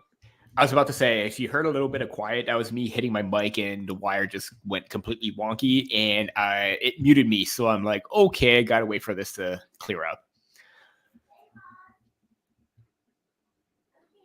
We are back. Puck gets chipped out. It kind of seems like, aside from that first power play or penalty kill when the Maple Leafs killed it off, aside from that Morgan Rielly chance, it has been very, very quiet. And a quick period too. It just seems like the second period just started and we're already 6 minutes remaining. Matthews with a big burst of speed, trying to get into the offensive zone, gets hit along the boards by Ryan Hartman. Puck goes down for an icing, and the Maple Leafs get a chance to get some more offensive zone time, set it up, and get those opportunities right now.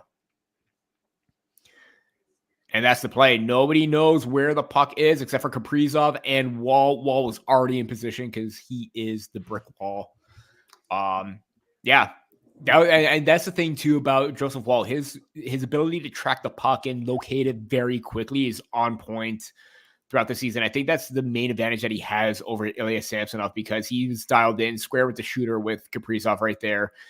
Really gave him no opportunity to shoot for a corner. Yeah, I think too. It's good for him. He had a couple struggles in the last couple starts. It's good to get him away from Toronto and just get him on the road and give him an opportunity to just kind of, take a break mentally and get back into the game. As predicted, the Maple Leafs top line is going to work with the cycle game. Matthews brings it up to the point, gives it to Brody. Brody with a shot on net, goes wide. No, don't want to say, there's some rough stuff right there from Matthew Nyes. And Marner's going to get one too. Marner's getting a penalty because he was knocked down. He was battling Eriksson Ek in front. Man, Eriksson Ek was laying on him in front of the net, and they get no penalty, and then Marner retaliate. And that's the thing. No matter what, they always call for the retaliation. Always call a retaliation. It's just kind of dumb at the same point, because that wouldn't have happened if they wouldn't have called, Eriksson Ek, just laying on top of Marner like that. But Maple Leafs going back to the penalty kill with 5 minutes remaining. I believe it was 5:40 when I last saw. Let's make it interesting, baby. Yeah, it's a God. Never a dull moment right now. Cheers to the penalty kill, baby. Cheers. Again, don't know if the Maple Leafs penalty kill is so good or the Minnesota power play is so bad, because that last instance, they got nothing going. Yeah. For the Wild. So we'll see what happens this time around. But now you're down one of your top penalty killers. I was going to say the problem too is you keep giving them opportunities, and eventually they're gonna strike. So you're gonna have to find a way to get it done again, and hopefully you can shut them down once again. But yeah, not the way you want to go. Not the way you want to go. No siree. Let's try to see, how's the Leaf Nation doing with this game. Well, one guy that we talked to a bit, Nick Richard, he said that I don't mind that from Marner. We want these guys to get pissed off when opponents take liberties, right? Yeah. Again, that's a penalty where, it's one of those things where you're being taken advantage of. A guy responds back, and that's a penalty. And again, like I said, they always call the retaliation effect no matter what. But then again, hey, Marner's being manhandled in front of the net by Eriksson Ek. That should be a penalty alone too, right? If you're gonna take a two-hander to the legs when you mess around with Marner, you're gonna second guess it. Yeah. At the end of the day, right? And you know what? Short-term loss for long-term gain, I guess, is how you want to look at it. And we know Marner's not the most physical guy. Like, even when we see in scrums, he takes the route where he just holds on to the guy and keeps him to the outside. But in that instance right there, nothing wrong. And even then, he literally cross-checks him down to the ice. Marner gets up and he whacks him. Yeah, nothing wrong with a little shot like that. You don't want to take dumb penalties like that. But in that instance where you get taken down in front, again, I kind of agree. You gotta send that message when liberties are, or when you're being taken advantage of like that. As we are 10 seconds into the power play for the Wild, Spurgeon gives it to Matt Boldy. Matt Boldy's holding onto the puck, finds Kaprizov on the other side. Great shot from Wall. Tried a clearing attempt. It goes back to Boldy. Boldy regains. Minnesota regains possession and sets up. Spurgeon to Kaprizov. Yarncroke staying on Kaprizov. Puck find its way to Boldy. Boldy with a shot. Again, goes wide. And Camp not sure what Camp was going for. I was just about to say, I'm like, puck came out afterwards. I don't know what he was doing right there, but he was going head first into the boards. Footing. Yeah, that was not the prettiest play, but puck came out, right? Zuccarello throws it back to Spurgeon. Spurgeon gives it to Kaprizov. There it is. Noah Gregor, there we go. So you know what? And this is what I love about Gregor. He located the puck, regained it, killed some time, quickly generated that burst of speed, and then goes in to just kill a few more seconds off of that power play. There you go. Really classic food delivery here, folks. There you go. Nice little sausage and egg to kick off the morning. sausage and egg McMuffin kind of guy. There you go. You know, it's kind of funny. I am always I always go for the McGriddle. I don't know why. I like the like mini pancakes with the syrup in it. It's probably the worst thing for you, but I don't know. Is that the one that has like all the stuff on it, and it's like French toast on the outside? It's like a French toast, yeah, but it's got syrup built into it. It's like a hot cake kind of thing. I gotcha. I will say this though: when I was waiting on my flight back from Chicago to Toronto, when I was at the draft, I got McDonald's at the airport, and then the biscuit McMuffin is the way to go. The biscuit was so good. Yeah.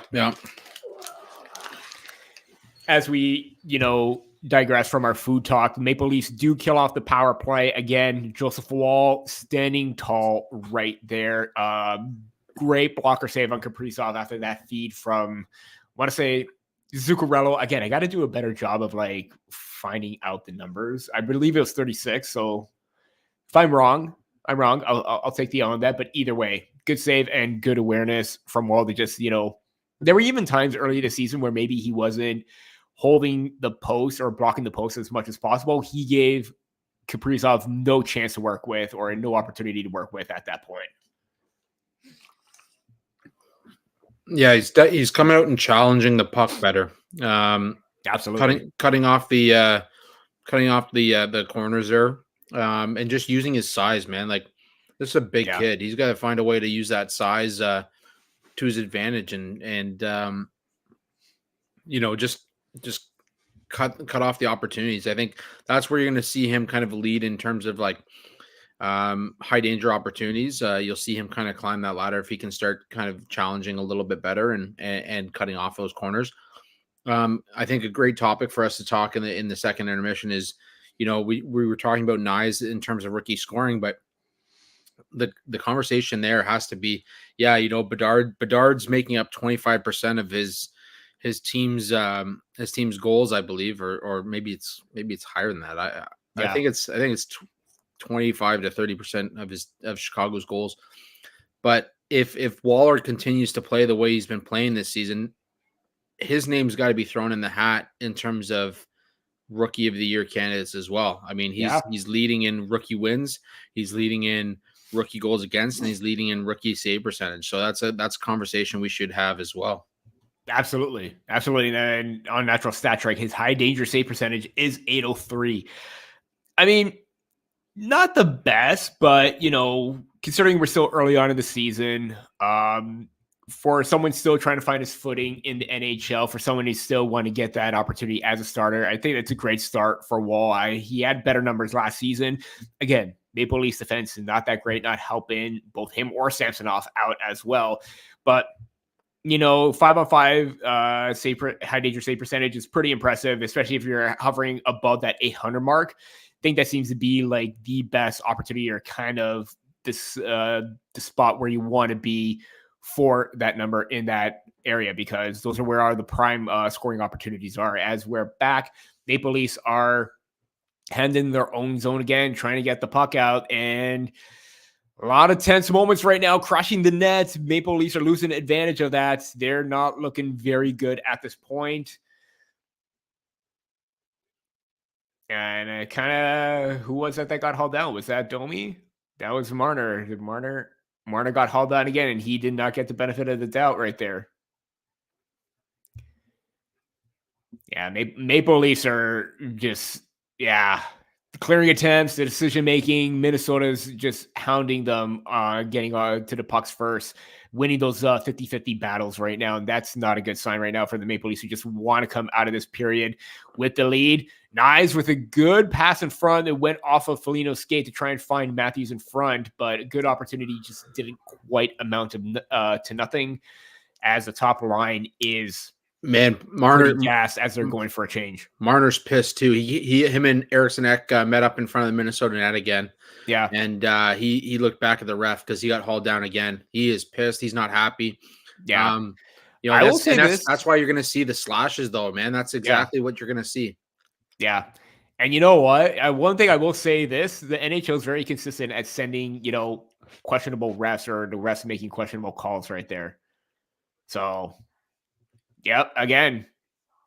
Yeah, I mean, Eriksson extended his arms right there. That is a full-on cross-check.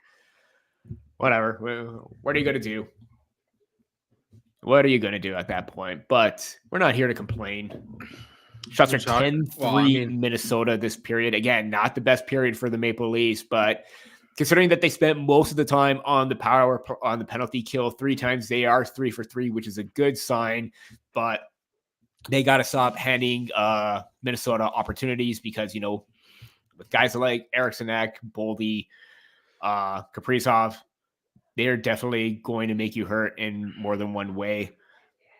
As the Maple Leafs curl back and get set up, Brody takes a puck to center ice, dumps it in as Tyler Bertuzzi is going in on the attack to establish the forecheck. Nylander is there to pick up the puck. Bertuzzi tries to throw it back to, I believe that was McCabe, but it just escaped him. Giordano just don't know what to make of that play. And again, just throwing the pucks blindly into the open spot, nobody being aware, nobody getting control. That is a problem right now. That's basically the main reason why the Maple Leafs are hemmed in their zone quite a bit this period. I will say this. I'll bet you that the Leafs get the next power play here. I think management. What's that? Game management. Yeah, I think with having 3 straight power plays. Oh, great save. And there's the flexibility from Wall right there to keep that puck out. I'm not going to lie. That's on Kaprizov too. And not only the flexibility, but just to get his leg down and stay on the ice. Fantastic save. Very easily goalies can do that and get their leg across, but their legs come up slightly. Yeah. We're not used to. I mean, we're used to seeing that. We saw that play on Jason Robertson against Dallas, and he holds his own right there, puts the blocker on top of the puck right there. Great save. And again, every single time, listen, I'm probably not the most flexible person, but when I see goalies do the splits like that kind of hurts. In deep down in my mind, I'm like, I would probably tear a few muscles as a result. I'd pull the groin for life. That'd be it. That'd be it. Yeah. There goes your short stint as the starter or goalie. We're coming down to the final 30 seconds of the period. Maple Leafs are trying to get something going. You can rest assured that maybe Sheldon Keefe has a few words about their play in that second. Again, you can't control the power plays or being on the penalty kill. But again, late in that period, some of the decision-making with the pucks, just throwing it blindly. And again. Wow. I mean, Kaprizov bobbled it a little bit, but look at that save. Yeah. He is straight splits, man. Wall is not panicking even in that situation right there. He's just staying there, not moving, because any movement will give them an advantage. That's not an easy thing for a big guy like that either. No, not at all. Flexibility. As the time winds down, 10 okay. I was about to say 10 seconds remaining, but it looks like the puck went out of play. If you're the Leafs here, you just want to get out of this period. Get out of this period unscathed. Come back for the third. And just kind of regroup. Mm-hmm. No, absolutely. And you can rest assured that, Keefe is going to give them a talking to. Not necessarily to the point where it's going to be I don't know, he's going to let them know that maybe it wasn't the best period overall. You had the advantage at the end of the first with that late goal. You want to try and take it to them early, but Minnesota fired back, and that was a problem. And you don't want to get them back into this game. And it looks like it's an icing call. And we got some rough stuff. There we go. There's looks like Lagesson's got his bucket off. Yeah, Lagesson has his helmet off. Look at that Swedish flow too. That is, man. I wish I had hair like that. I really wish I do. A lot of pushing and shoving, but and again, this is what you want to see from the Maple Leafs. Don't back down from any opportunity. And it seems like, with Reeves out of let's say not commission, but out of the lineup. Out of He's the just lineup, not being in there. You need someone else. This has to be a team mentality going forward. If someone gives you a shot, you give him a shot back. And Lagesson was at the center of that. And you know what? He's showing more of that mentality more than Reeves did throughout the whole entire season. And that's why I kind of like Lagesson, as the sun's getting in my eyes right now. It started to come out. But that's not the sun. That's just the glare off Legisson's flow. the lovely blonde hair right there. Yeah, that's right. Yeah, it's reaching me all the way from Sweden. But yeah, no, I totally agree with that mentality. You gotta send that message. You can't be afraid to back down from a fight, and Lagesson is showing more of that mentality right now. That's why I'm a huge fan of his. Yeah, just before we get to a little bit of intermission chatter, guys, make sure if you're tuning in right now, hit subscribe on the THPN network. Make sure you tune into all their lives. They've got some great shows. They have some great live broadcasts, some great reaction, absolutely great draft show. Like, they have everything. You name it. If you're a hockey fan, you want to tune into the Hockey Podcast Network. So make sure you subscribe. Also, head over to our channel, Sticks in the Six, and make sure you subscribe there as well for our weekly shows. We're hoping to bring you a lot more this season, and we're very quickly approaching 10,000 downloads just this year, 2023. So make sure you tune in to Sticks in the Six on a weekly basis as well.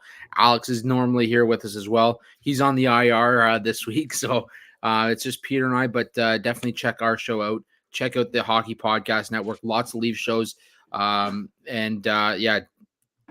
you haven't already, sign up with DraftKings at using code THPN. Definitely breaking our own personal records with the Sticks in the Six podcast, and we have the Hockey Podcast Network to thank for that. Before we get into some intermission chat, we're just going to take a quick commercial break, and we will see you on the other side.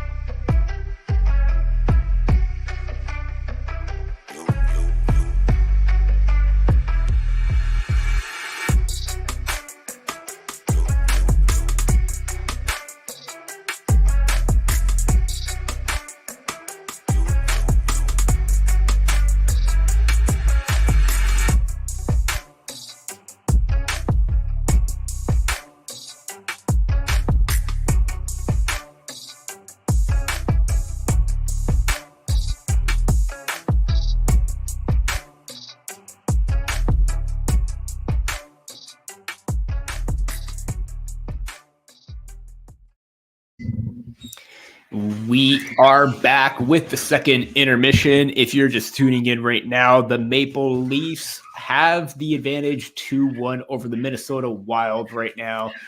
Tense moments in that second period right there. And obviously, a lot of heated moments later on in the period. Matthew Knies with a big hit. If you're watching replay, Marner gets taken down by Eriksson Ek and gives him a late whack on the back of the leg. And, the rough stuff is coming alive right now. And, Marner and Eriksson Ek, those are the two big things right now. And even at the end of the period, there was a lot of pushing and shoving, a lot of that mentality right there that's becoming evident right now. And Andrew is back with us as well. Andrew, your thoughts on that second period?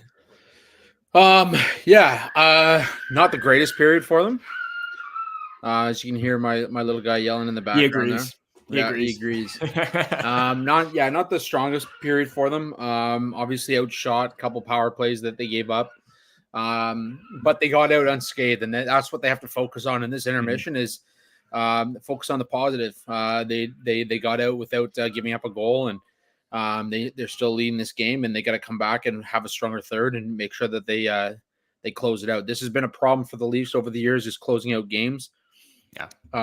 Now's the time to show that they can do it, and Wall's got to keep doing what he's doing. He played a hell of a period. Yeah, they were showing again the whole thing about the whole Mitch Marner, Joel Eriksson Ek battle, the late whack on Eriksson Ek, and then them to getting reacquainted minutes later as well.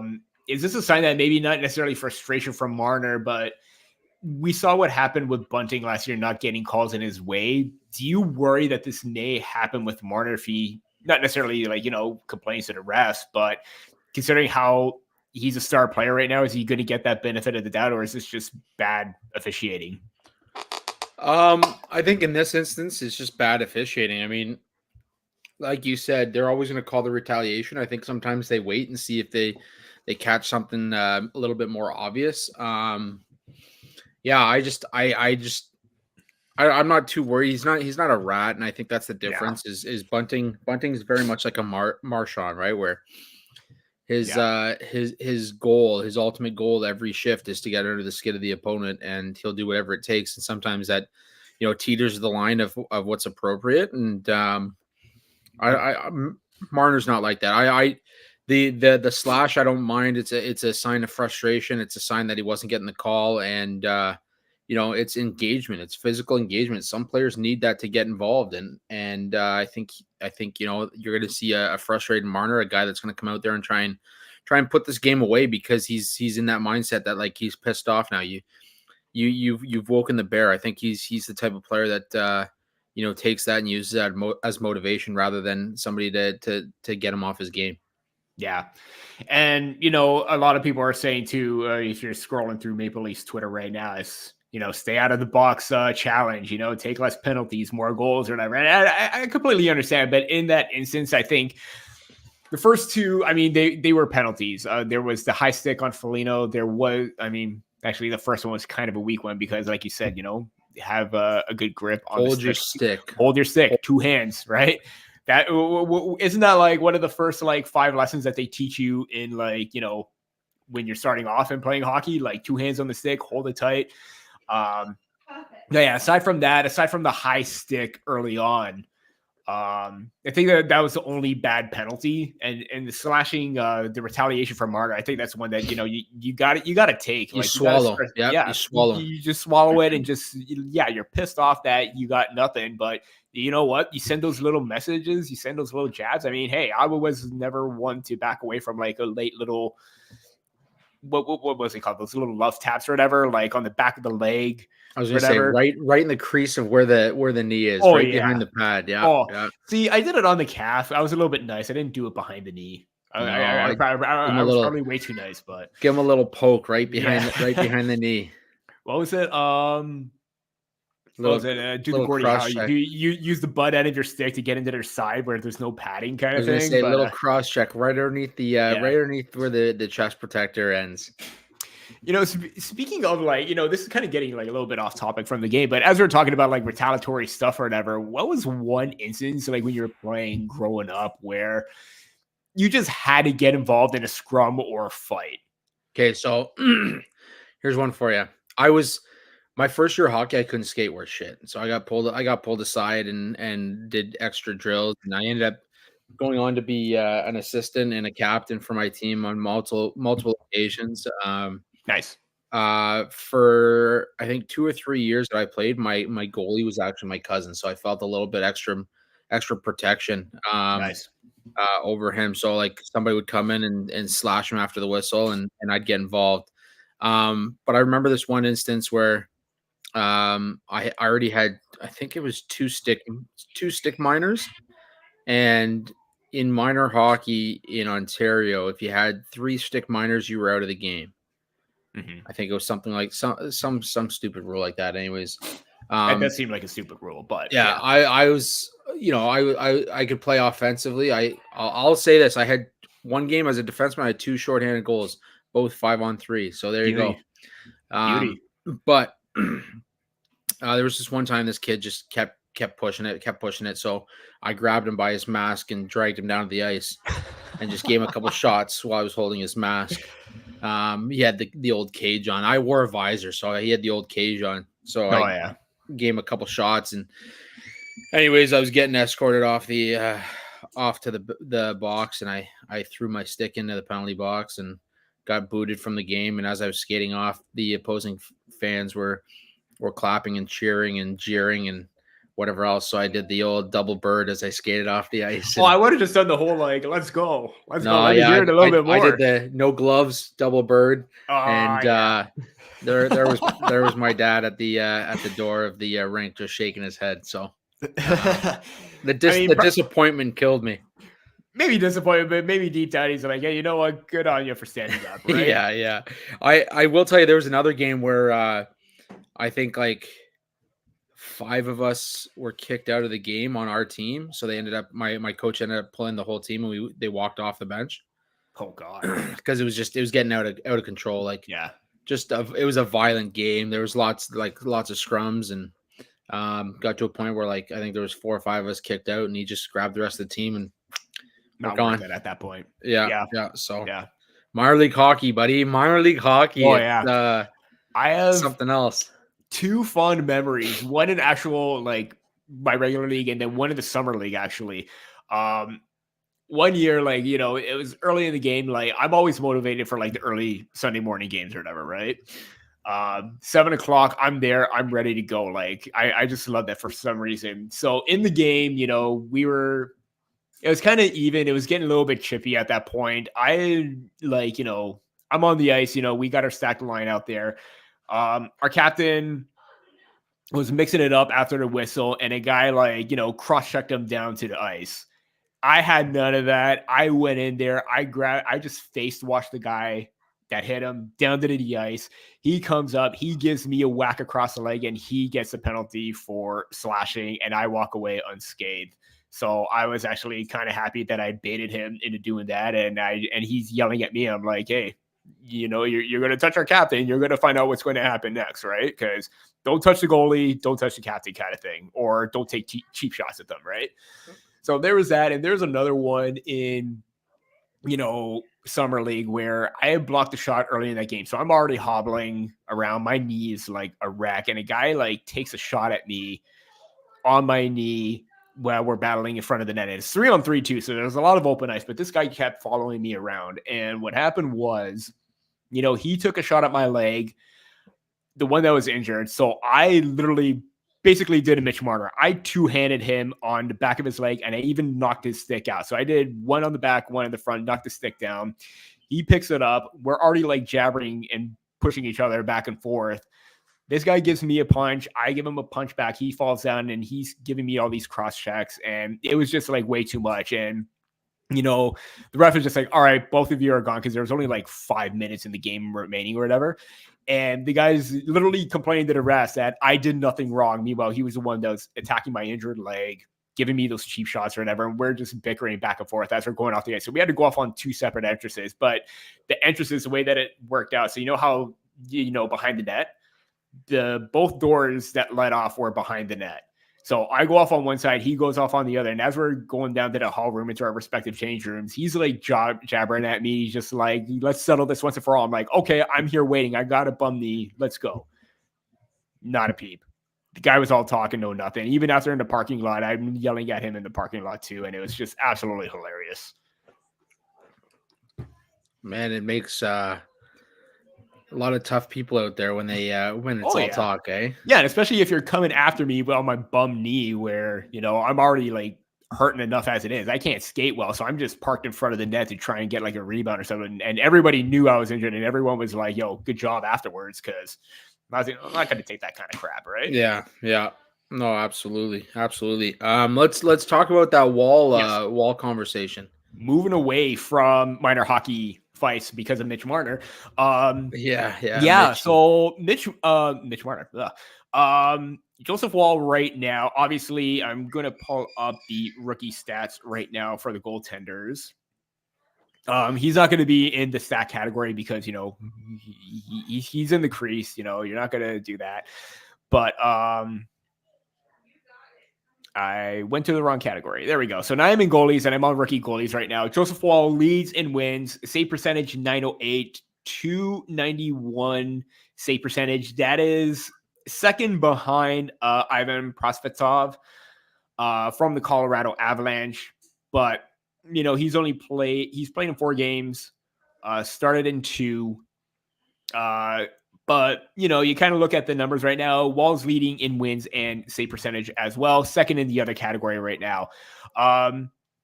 Is this, a viable reason to suggest that maybe he could be in the Calder conversation? Obviously, you got other names like, Joel Hofer, Deba Levi. Many expected him to be in the conversation. He's off to a rookie start. Lucas Dostal has looked good as well. But Andrew, your thoughts on Wall and the goalie competition as well?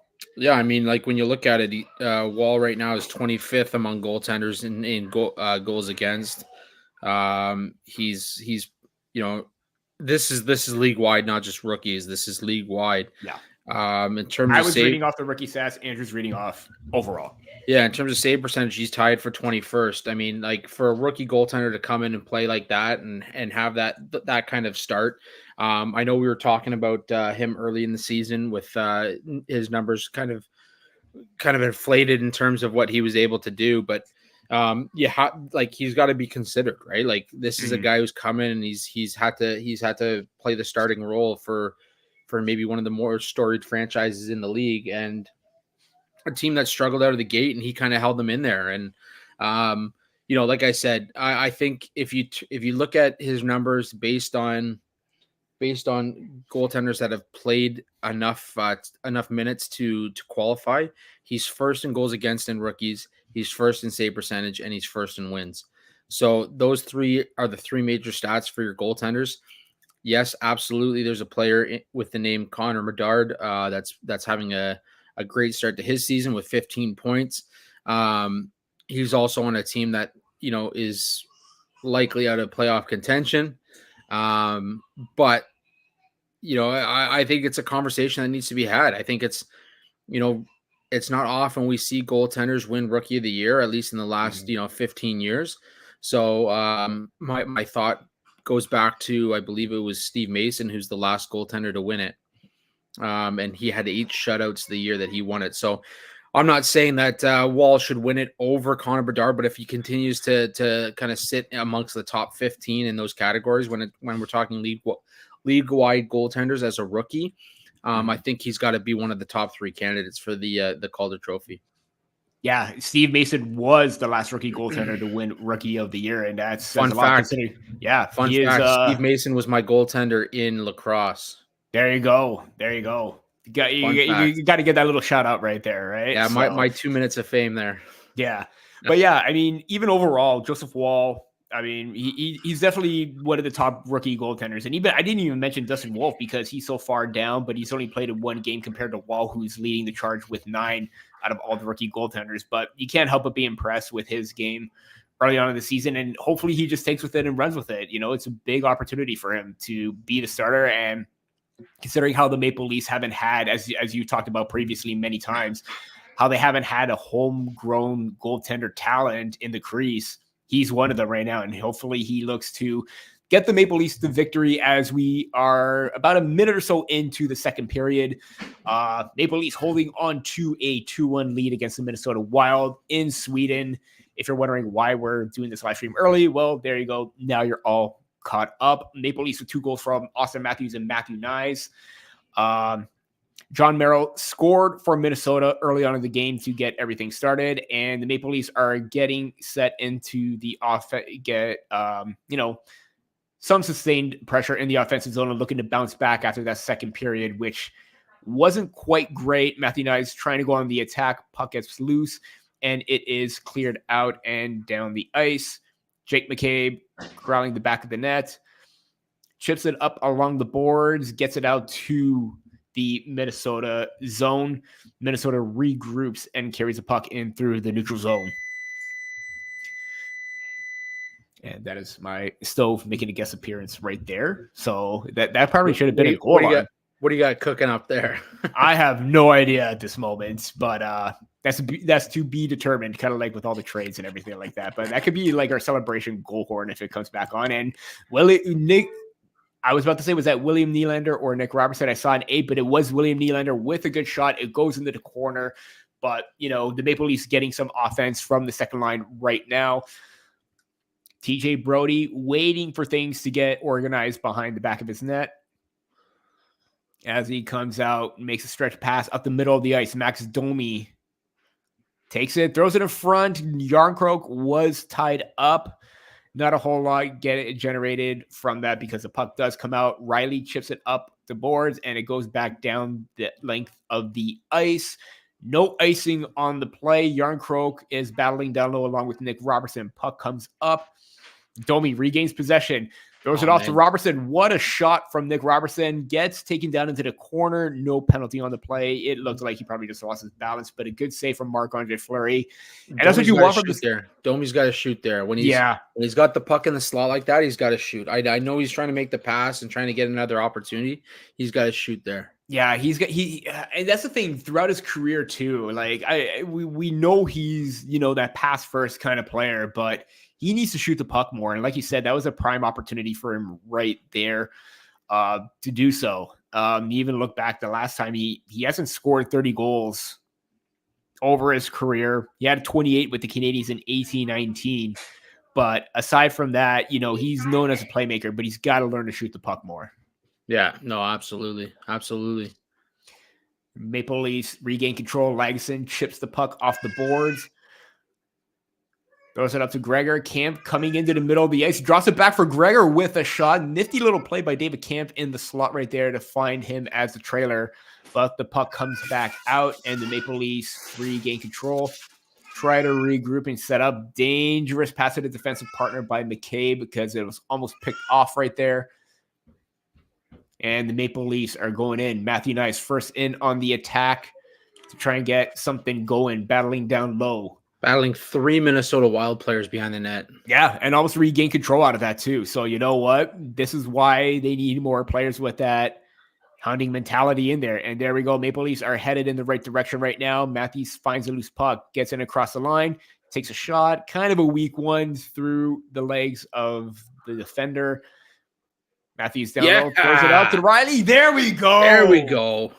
There we go. What a shot. Beautiful. Morgan Riley. There we go. That's the 2-goal lead we need. There it is. Morgan Riley they look like they're challenging it, but I don't know what happened there. But Morgan Riley at the moment with his 3rd of the season. Right there. Mitch Marner throws it down low. Matthews regains control. And again, Morgan Riley right into the slide, goes on the backhand, quick transfer to the forehand, and gets it by Marc-Andre Fleury. And look who's standing right in front of Marc-Andre Fleury so he can't see. Mighty Nyes with that right big body presence right there. That is what you want to see. And there's a happy Maple Leaf fan right there. Is that the reverse of Drew House jersey? That's the Drew House jersey. Yeah. That was. So I'm so used to seeing the Drew logo, but it was actually the yellow Maple Leaf, but still nice on that to see. And there we have it. The Maple Leafs got the insurance marker they needed after getting some good zone time previously. So after a slow start or a slow second period, they bounced back in a big way in the third right now with Morgan Riley getting on the board with assists, I believe, from Matthews and Marner. We will see the goal score in just a second when it comes up on the screen, but I believe that was the play. And I want to talk about Morgan Riley too, because he's been more noticeable overall this season on both sides of the puck, but less shots into the pads, man. Yeah, no, I've been saying this all year. That's what I was about to say too. Like, it's not just the amount of shots; it's his shot selection, and that was the main issue before. Shots. Yeah, it was always the quality. 34 shots this season, and I'm going to go to Hockey Reference because there's a better representation of that because they have a shots through percentage, and even so, it seems like Riley has a high number of that every year. Last year, it probably did not quite warrant it, but look at that.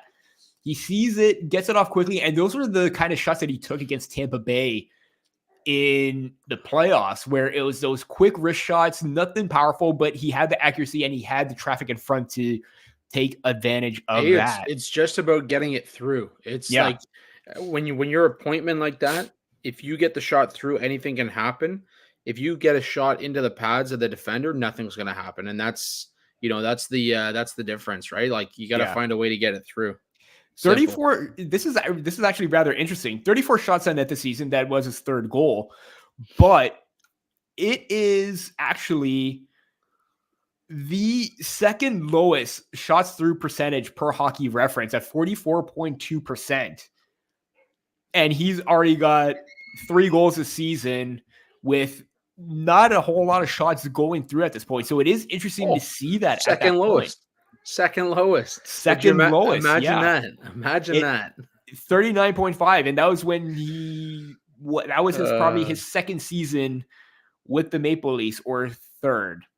His third season with the Maple Leafs at that point. But, give it on to Morgan Riley right now. And he's taking advantage of those quality shots. Maybe it's not getting through as often, but he's getting the better looks. And that was the main thing with me, where he would pass when he would shoot, giving up those opportunities. But now he's taking advantage of that. And that was a great look right there. Could you imagine if he started getting more shots through? Absolutely. Like, and again, I was a little bit late to putting the scoreboard up, but there it is.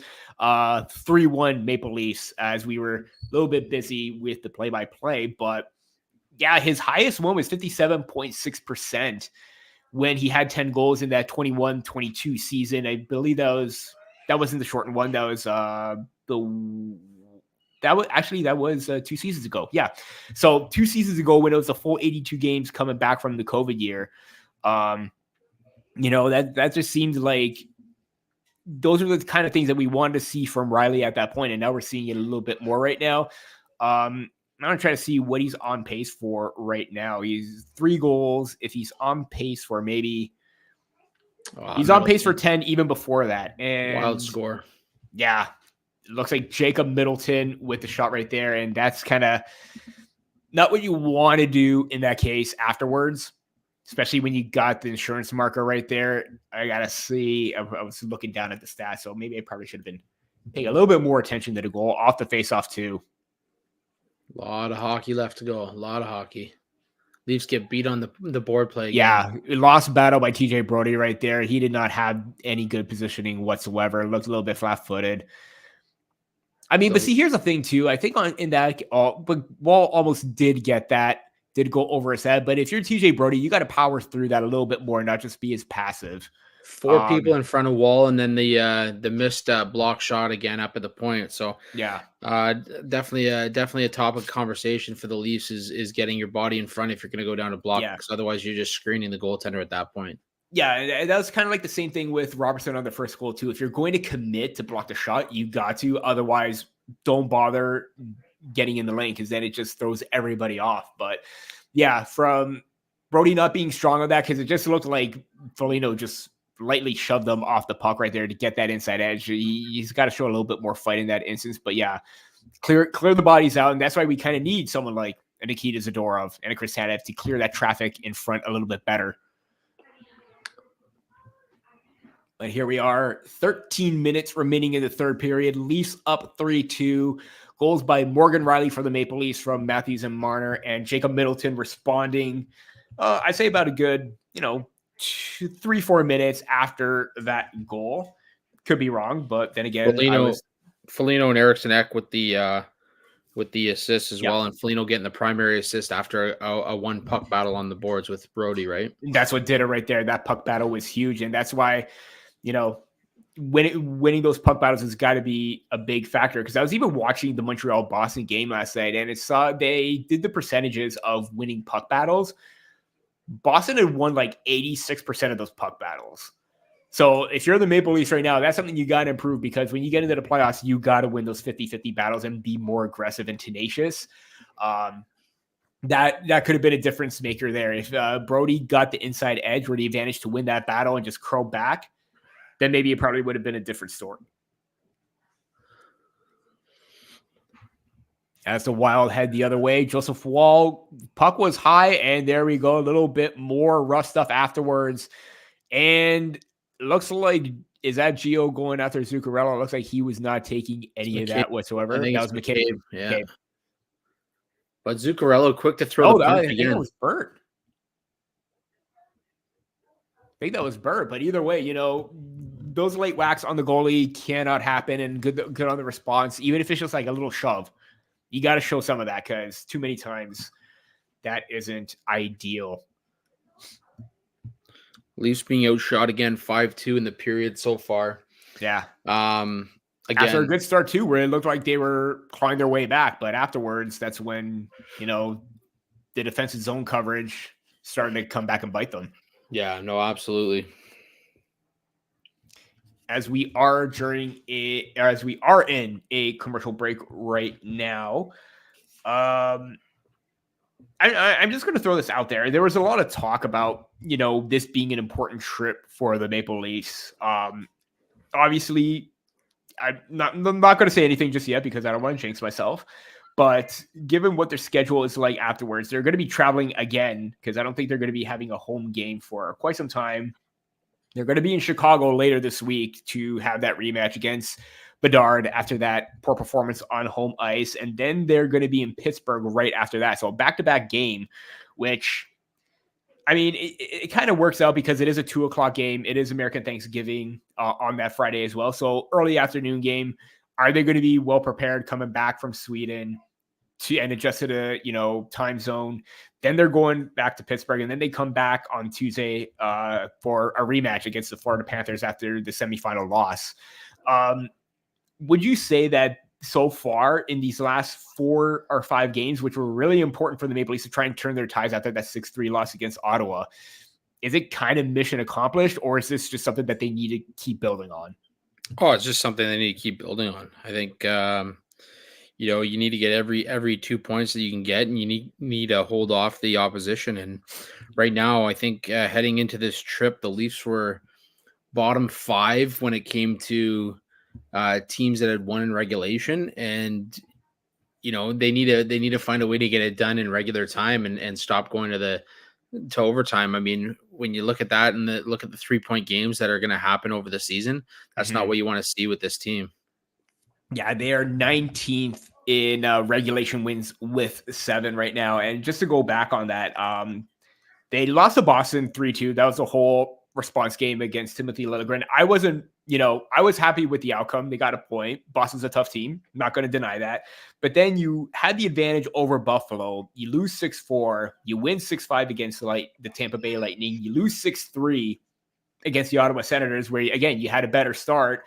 And then afterwards, you reel off 3 straight wins. One of them, you were kind of lucky to, not necessarily lucky, but you would be lucky if you won, considering how hot Vancouver has been. And you have those games, and those were back-to-back. So to me, if they come out of this trip, they are going to come out of this trip, with a decent amount, or during the stretch with a decent amount of wins, that's huge. And, going against Chicago, I think you want to take it to them early on as well. Get that hot start. Bad goal. Bad I goal. probably should have stopped talking because I said things are looking great, but now it's not. That is Zuccarello. Looks that is a bad goal to give up right there. Yeah. like Zuccarello. Yeah, not one you want to give up. Let's see where it hits though. Coming down the side off to the bad angle. Oh, it hit somebody. It hit Zuccarello in front. He deflected it and it ain't going in.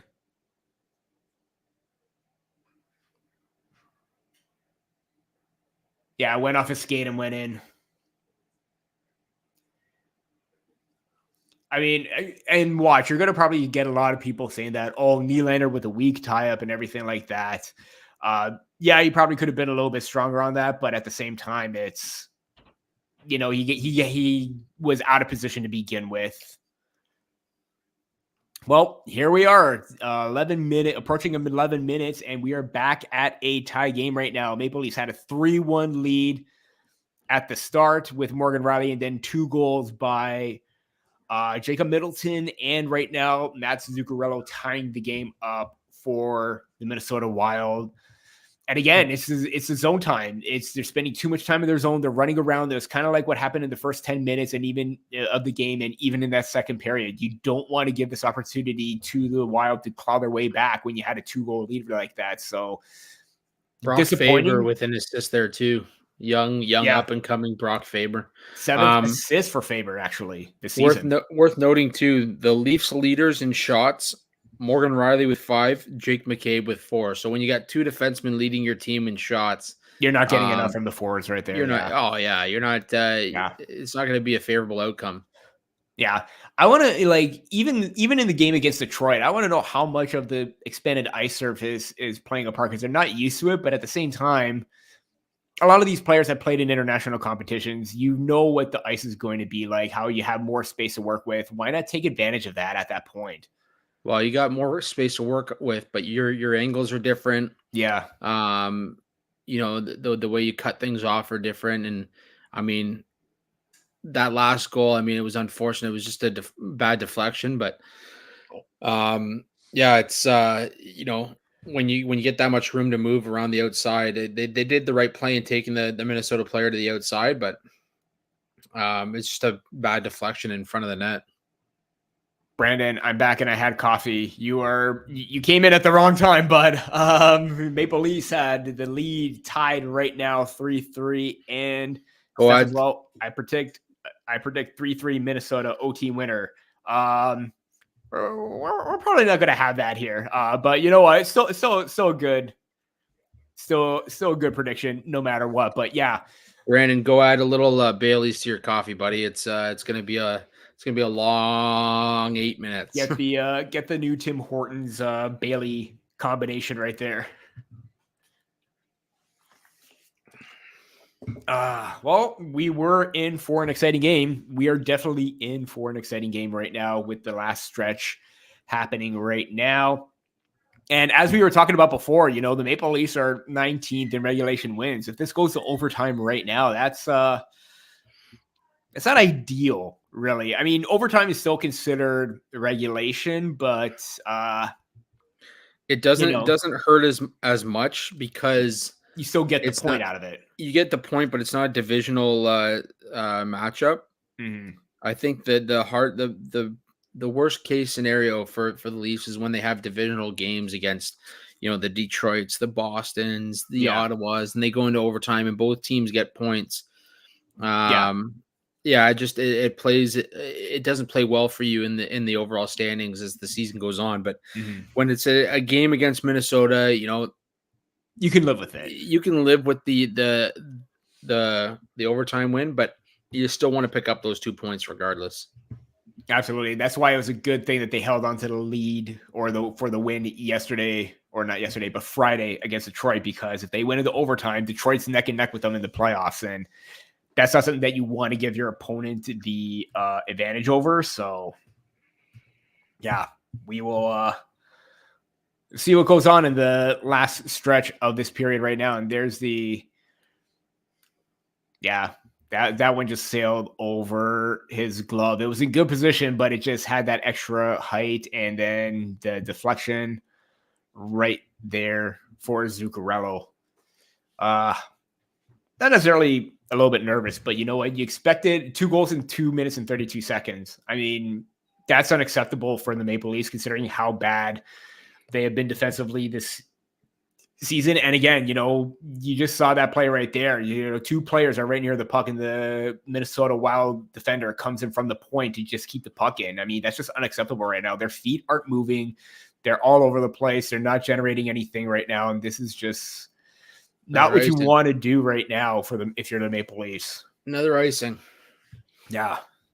And look at it this way too. Minnesota's on a 4-game losing streak. This is a team that is going to be fighting tooth and nail to get that W. You need to play a little bit heavier, especially in these last 9 minutes to kind of get it done. Yeah, no, I mean the intensity that was there for that latter half of the first period is just basically gone right now because the Maple Leafs aren't doing anything, not generating anything. They're on their heels, and that's not, again, that's kind of not what you want to do at this point. Puck battle down low. Matthews has it. But I think, if you look at it,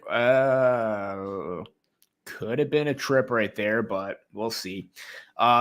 If you think about it, this is kind of like a statement game for Minnesota too. After they clawed their way back, didn't have the great start in Toronto. So if they come out with a win right here, that's something that they want to show that they want to come out and get a little streak going themselves too. Leafs being outshot 9-4 this period. So very much reminiscent of that second period where they were outshot 11-5. Arguably their worst period of the game. But this third shaping up to be a rough one for them as well. An update on those underlying numbers. Maple Leafs hold the advantage just barely in shot attempts.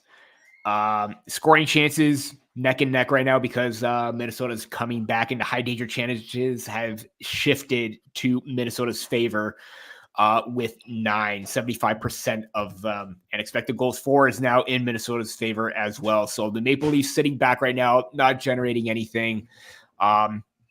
Considering how you didn't have the best start or best game against the Detroit Red Wings, you gotta dig in right now and get back and get the puck out of your zone because you're spending too much time right there. Yeah, they're missing the and TJ Brody again at the line just gives the puck up and not what you want to do. Yeah, you know what? Everyone, there's all the talk about Brody and the shot suppression and everything like that, but there are too many times in the offensive zone where the plays are just dying on his stick, and that's just. It's not the same TJ Brody we've seen in recent. The first couple of years he was in Toronto. Yeah, the first 2 he was absolutely fantastic, but I think right now you're starting to see maybe he's having a hard time keeping up with everything right now. And Simon Belwa walks in along the wall, curls around the net, keeps the puck in. Mitch Marner, patience, shoots it right at the feet. He's got to be a little bit more quick with that. Have to get that through. Yeah. I want to say, was that Goudreau? If that was Goudreau, that he stuck with that. So that was good on him. And Matthew Nyes gets pointed in the right direction, finds Marner 2-on-2. Marner chips it in. Matthews going in on the attack. Lost puck battle again. Yeah. So I was going to say the Leafs need to find a way to get in front of the puck in their own zone. They're missing block shots up at the point. That's how the point shots are getting through. Wall's being forced to make some extra saves. They seem so lethargic right now too. They're not even skating. They just seem so out of it. They all had dinner at the Nylander house last night. And it was meatballs.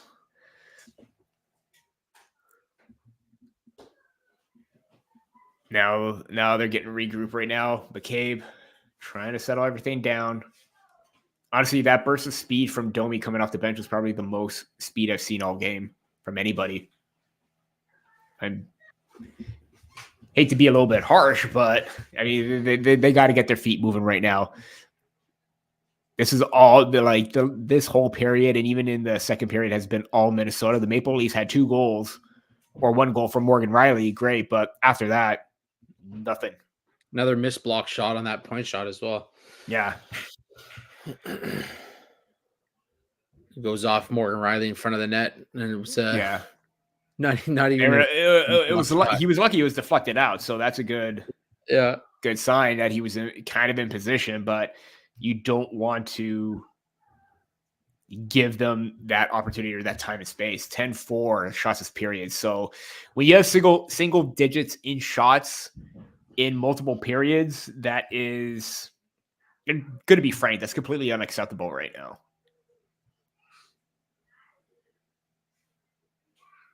At least win the faceoff, TJ Brodie. Again, this is always an instance, this game where TJ Brodie is always in multiple body coverage right now. And it seems like Minnesota's taking advantage of that. They know that he's a weak link right now.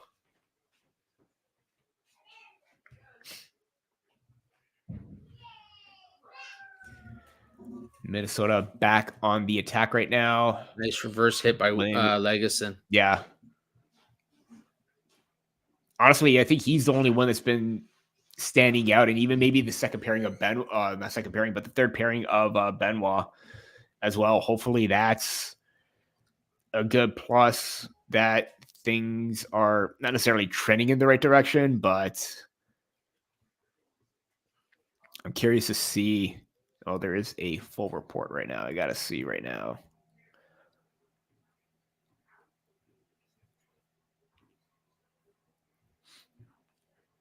Yeah, the only line that has a positive shot attempts for is the Matthews line, 68.42, but it doesn't quite look like that. And even the second line too, the bottom six, bit of a struggle this game for the bottom six. The line of Camp, Gregor and McMahon, 38.46%.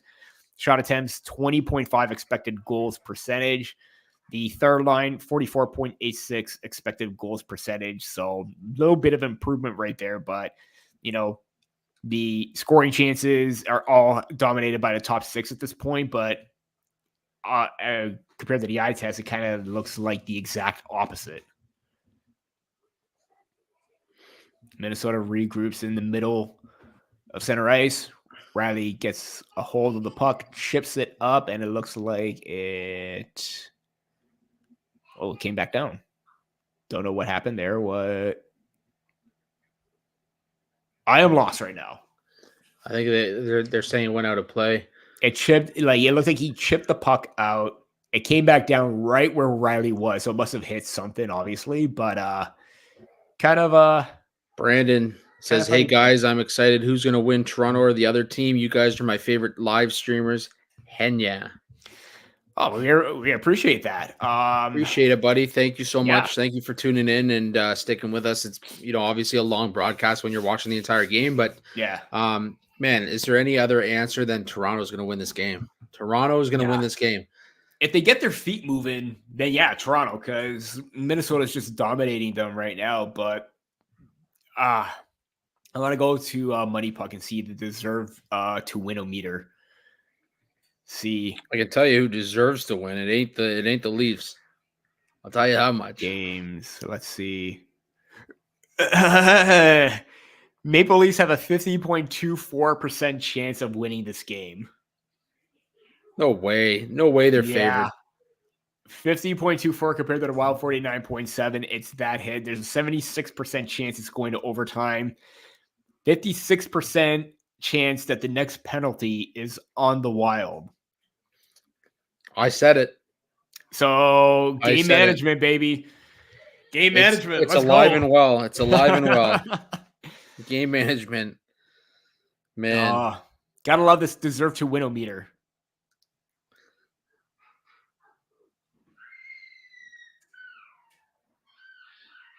Actually, right now, it's actually gone in favor of Minnesota winning.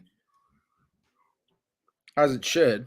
Yeah. So, I love how they did that. They did deserve to win meter in Swedish on Money Puck. It's the way it says Fort Janar at Vina meter.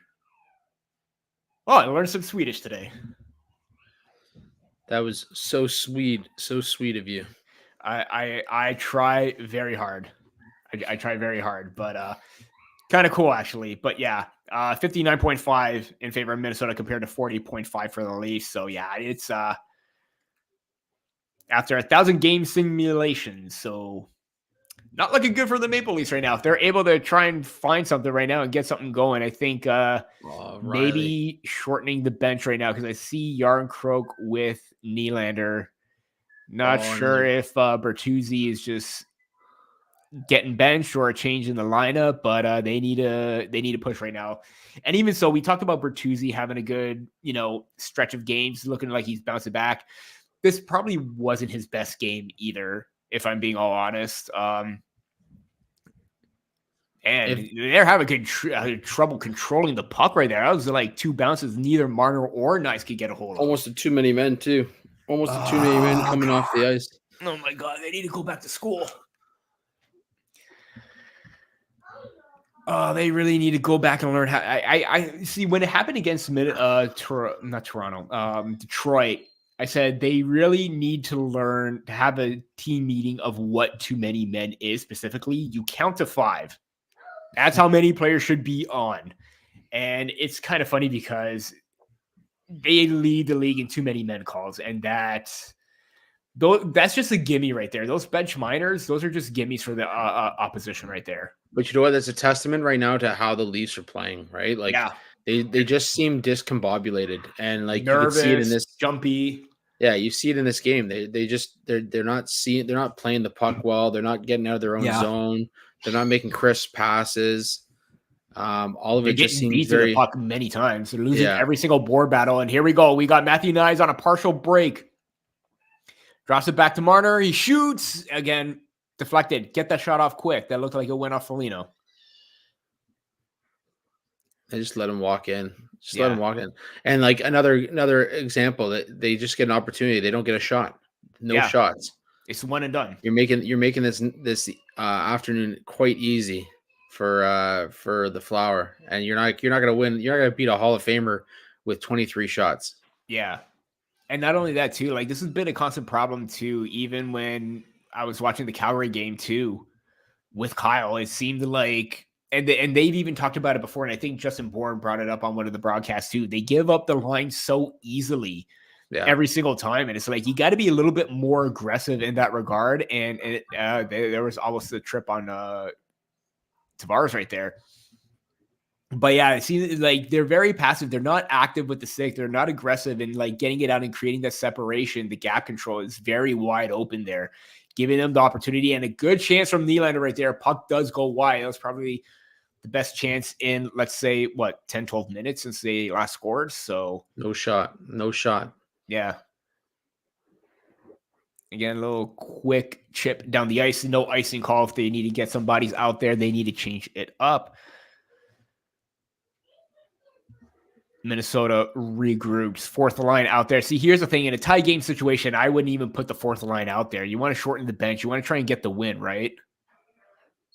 And puck goes out of play.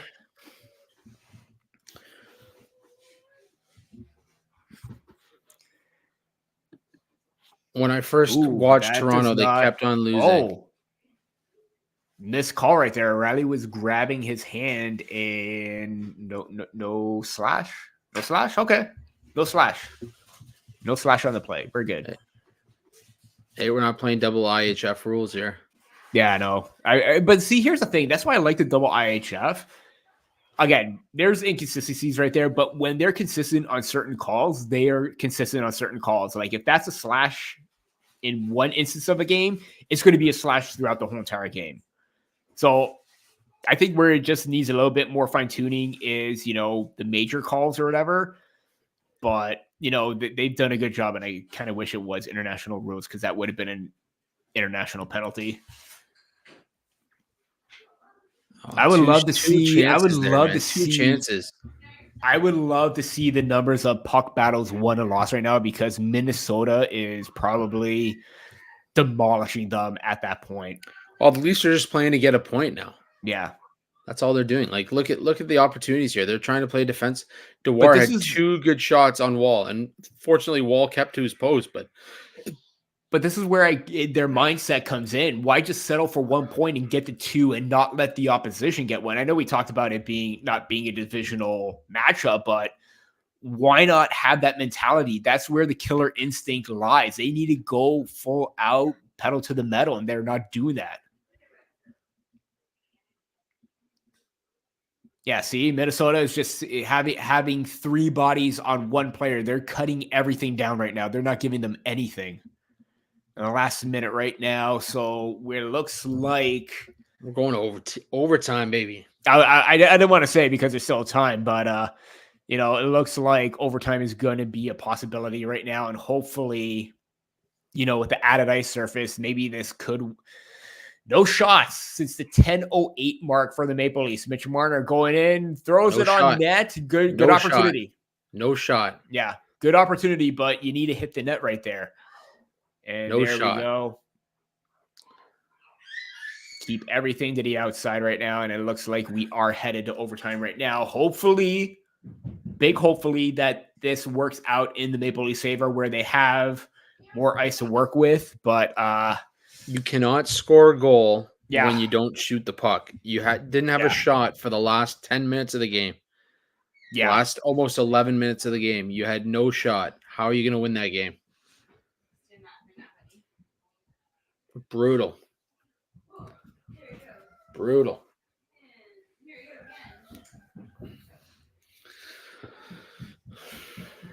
And Wall, you can't even blame him on that tip, but obviously the first shot from Merrill you want back probably. Yeah. That third goal, the second one from Middleton was a screen. There's no chance he didn't even have a chance on that, but Wall's played a pretty good game considering he gave up 3 goals. Stopped 32 of 35 shots. So his goals against is just over his season goals against at 3, and his save percentage is above his season save percentage at .914. So, yeah, no, it's I don't even know what to say at that point. I really don't. The Leafs it's just Leaf hockey at that point. They play for a point. Yeah. No shots in 10 minutes. It's brutal.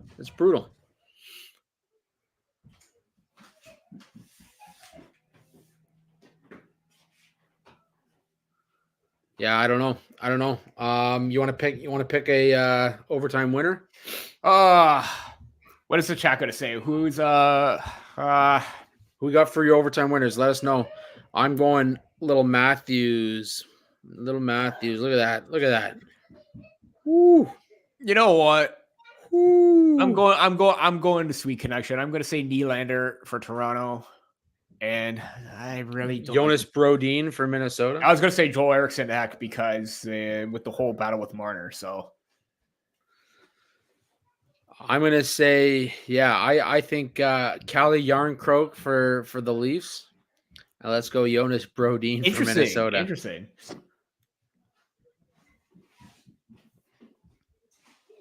And here we go. We are getting set for overtime right now. Down goes the linesman. What a start. Great start, yeah, it's going to be that overtime period, isn't it? And here we go. Minnesota getting the opportunity. Again, their feet are moving. Their feet are moving. Gosh. What are you doing? Oh, my gosh. Was that Matthews? Oh my God. That is disappointing from Matthews. What are you thinking there? God, Wall just bailed him out. Just completely bailed him out. And here we go. Toronto getting the opportunity right now. Mitch Marner turns the puck over. Brandon's they need to get a line change right now because they did absolutely nothing right there. Nylander comes off the bench. Nylander with the shot. Didn't quite amount to much. That's their first shot in over 12 minutes. That was our first shot on goal in 10 minutes.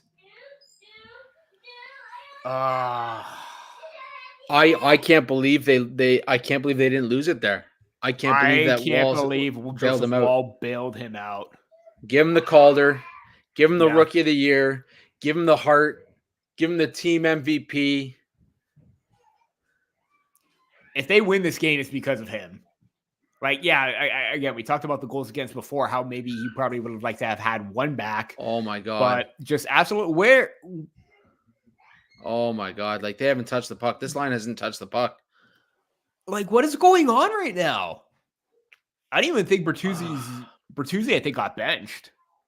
He was out late in the third. Oh, he was? Okay. Yeah, he was out late in the third, but I think he's got, like, Sheldon Keefe's trying to motivate the team, get a couple Swedes out there and see if they can get it done. But like,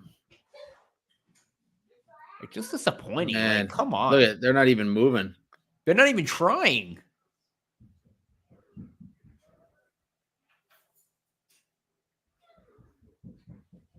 Yeah, just get Turn on pointed the in the right Jets. direction, do something.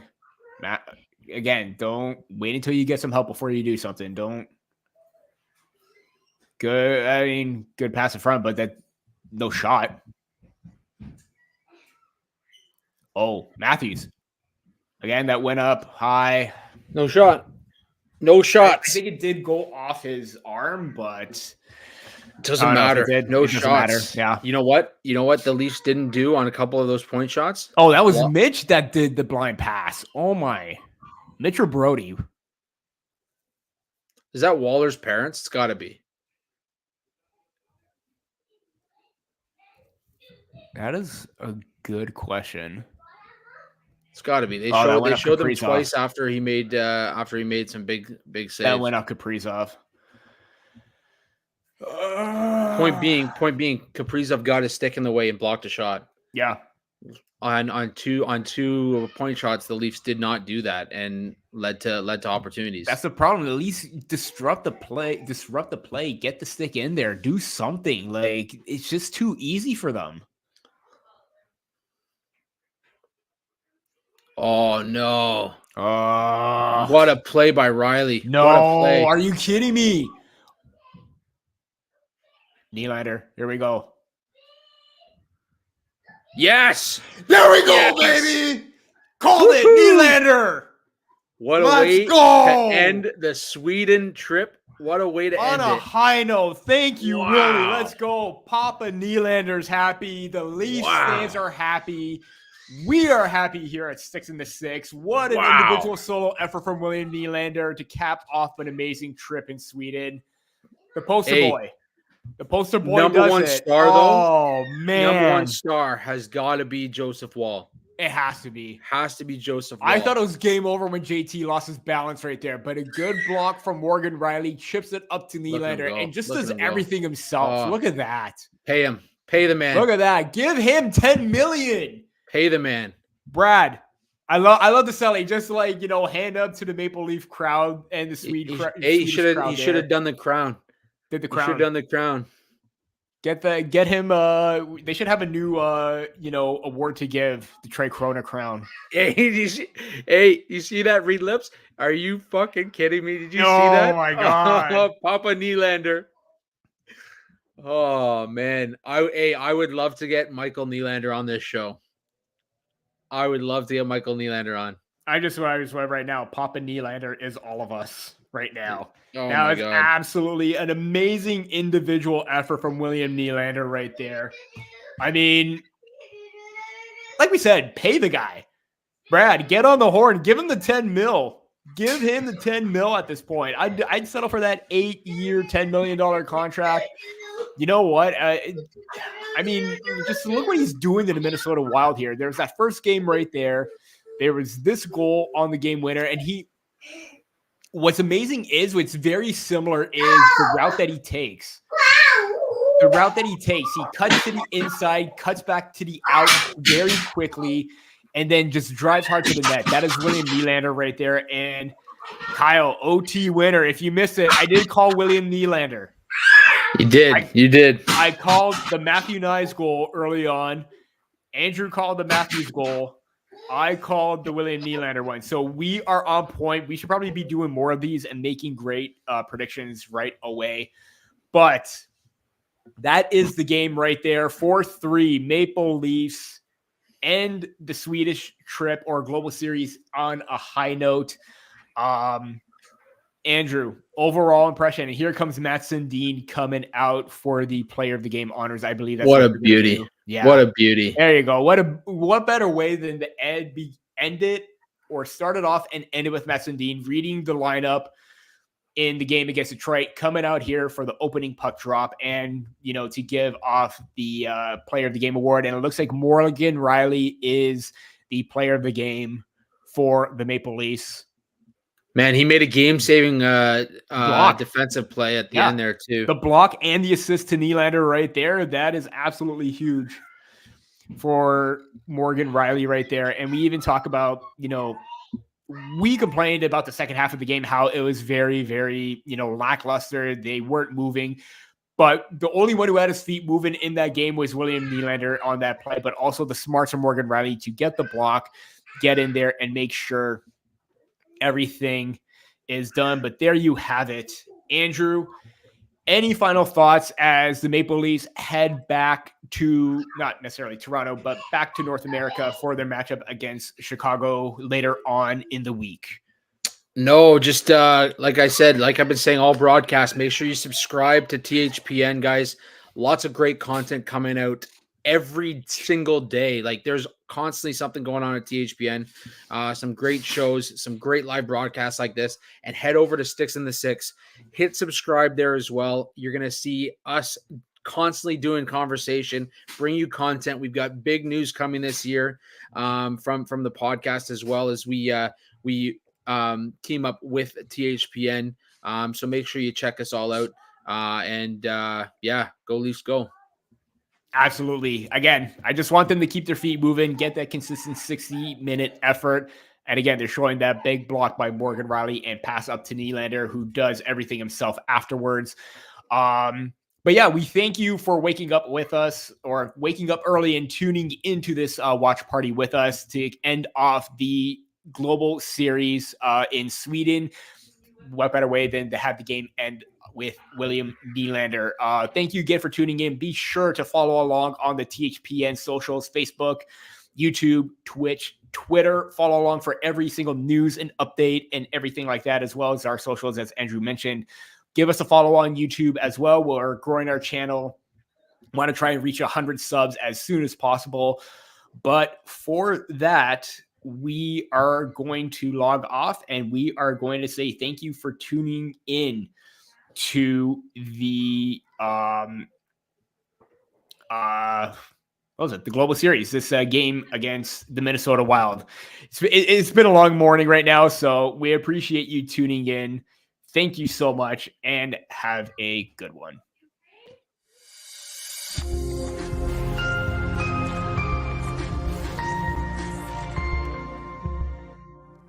Say something.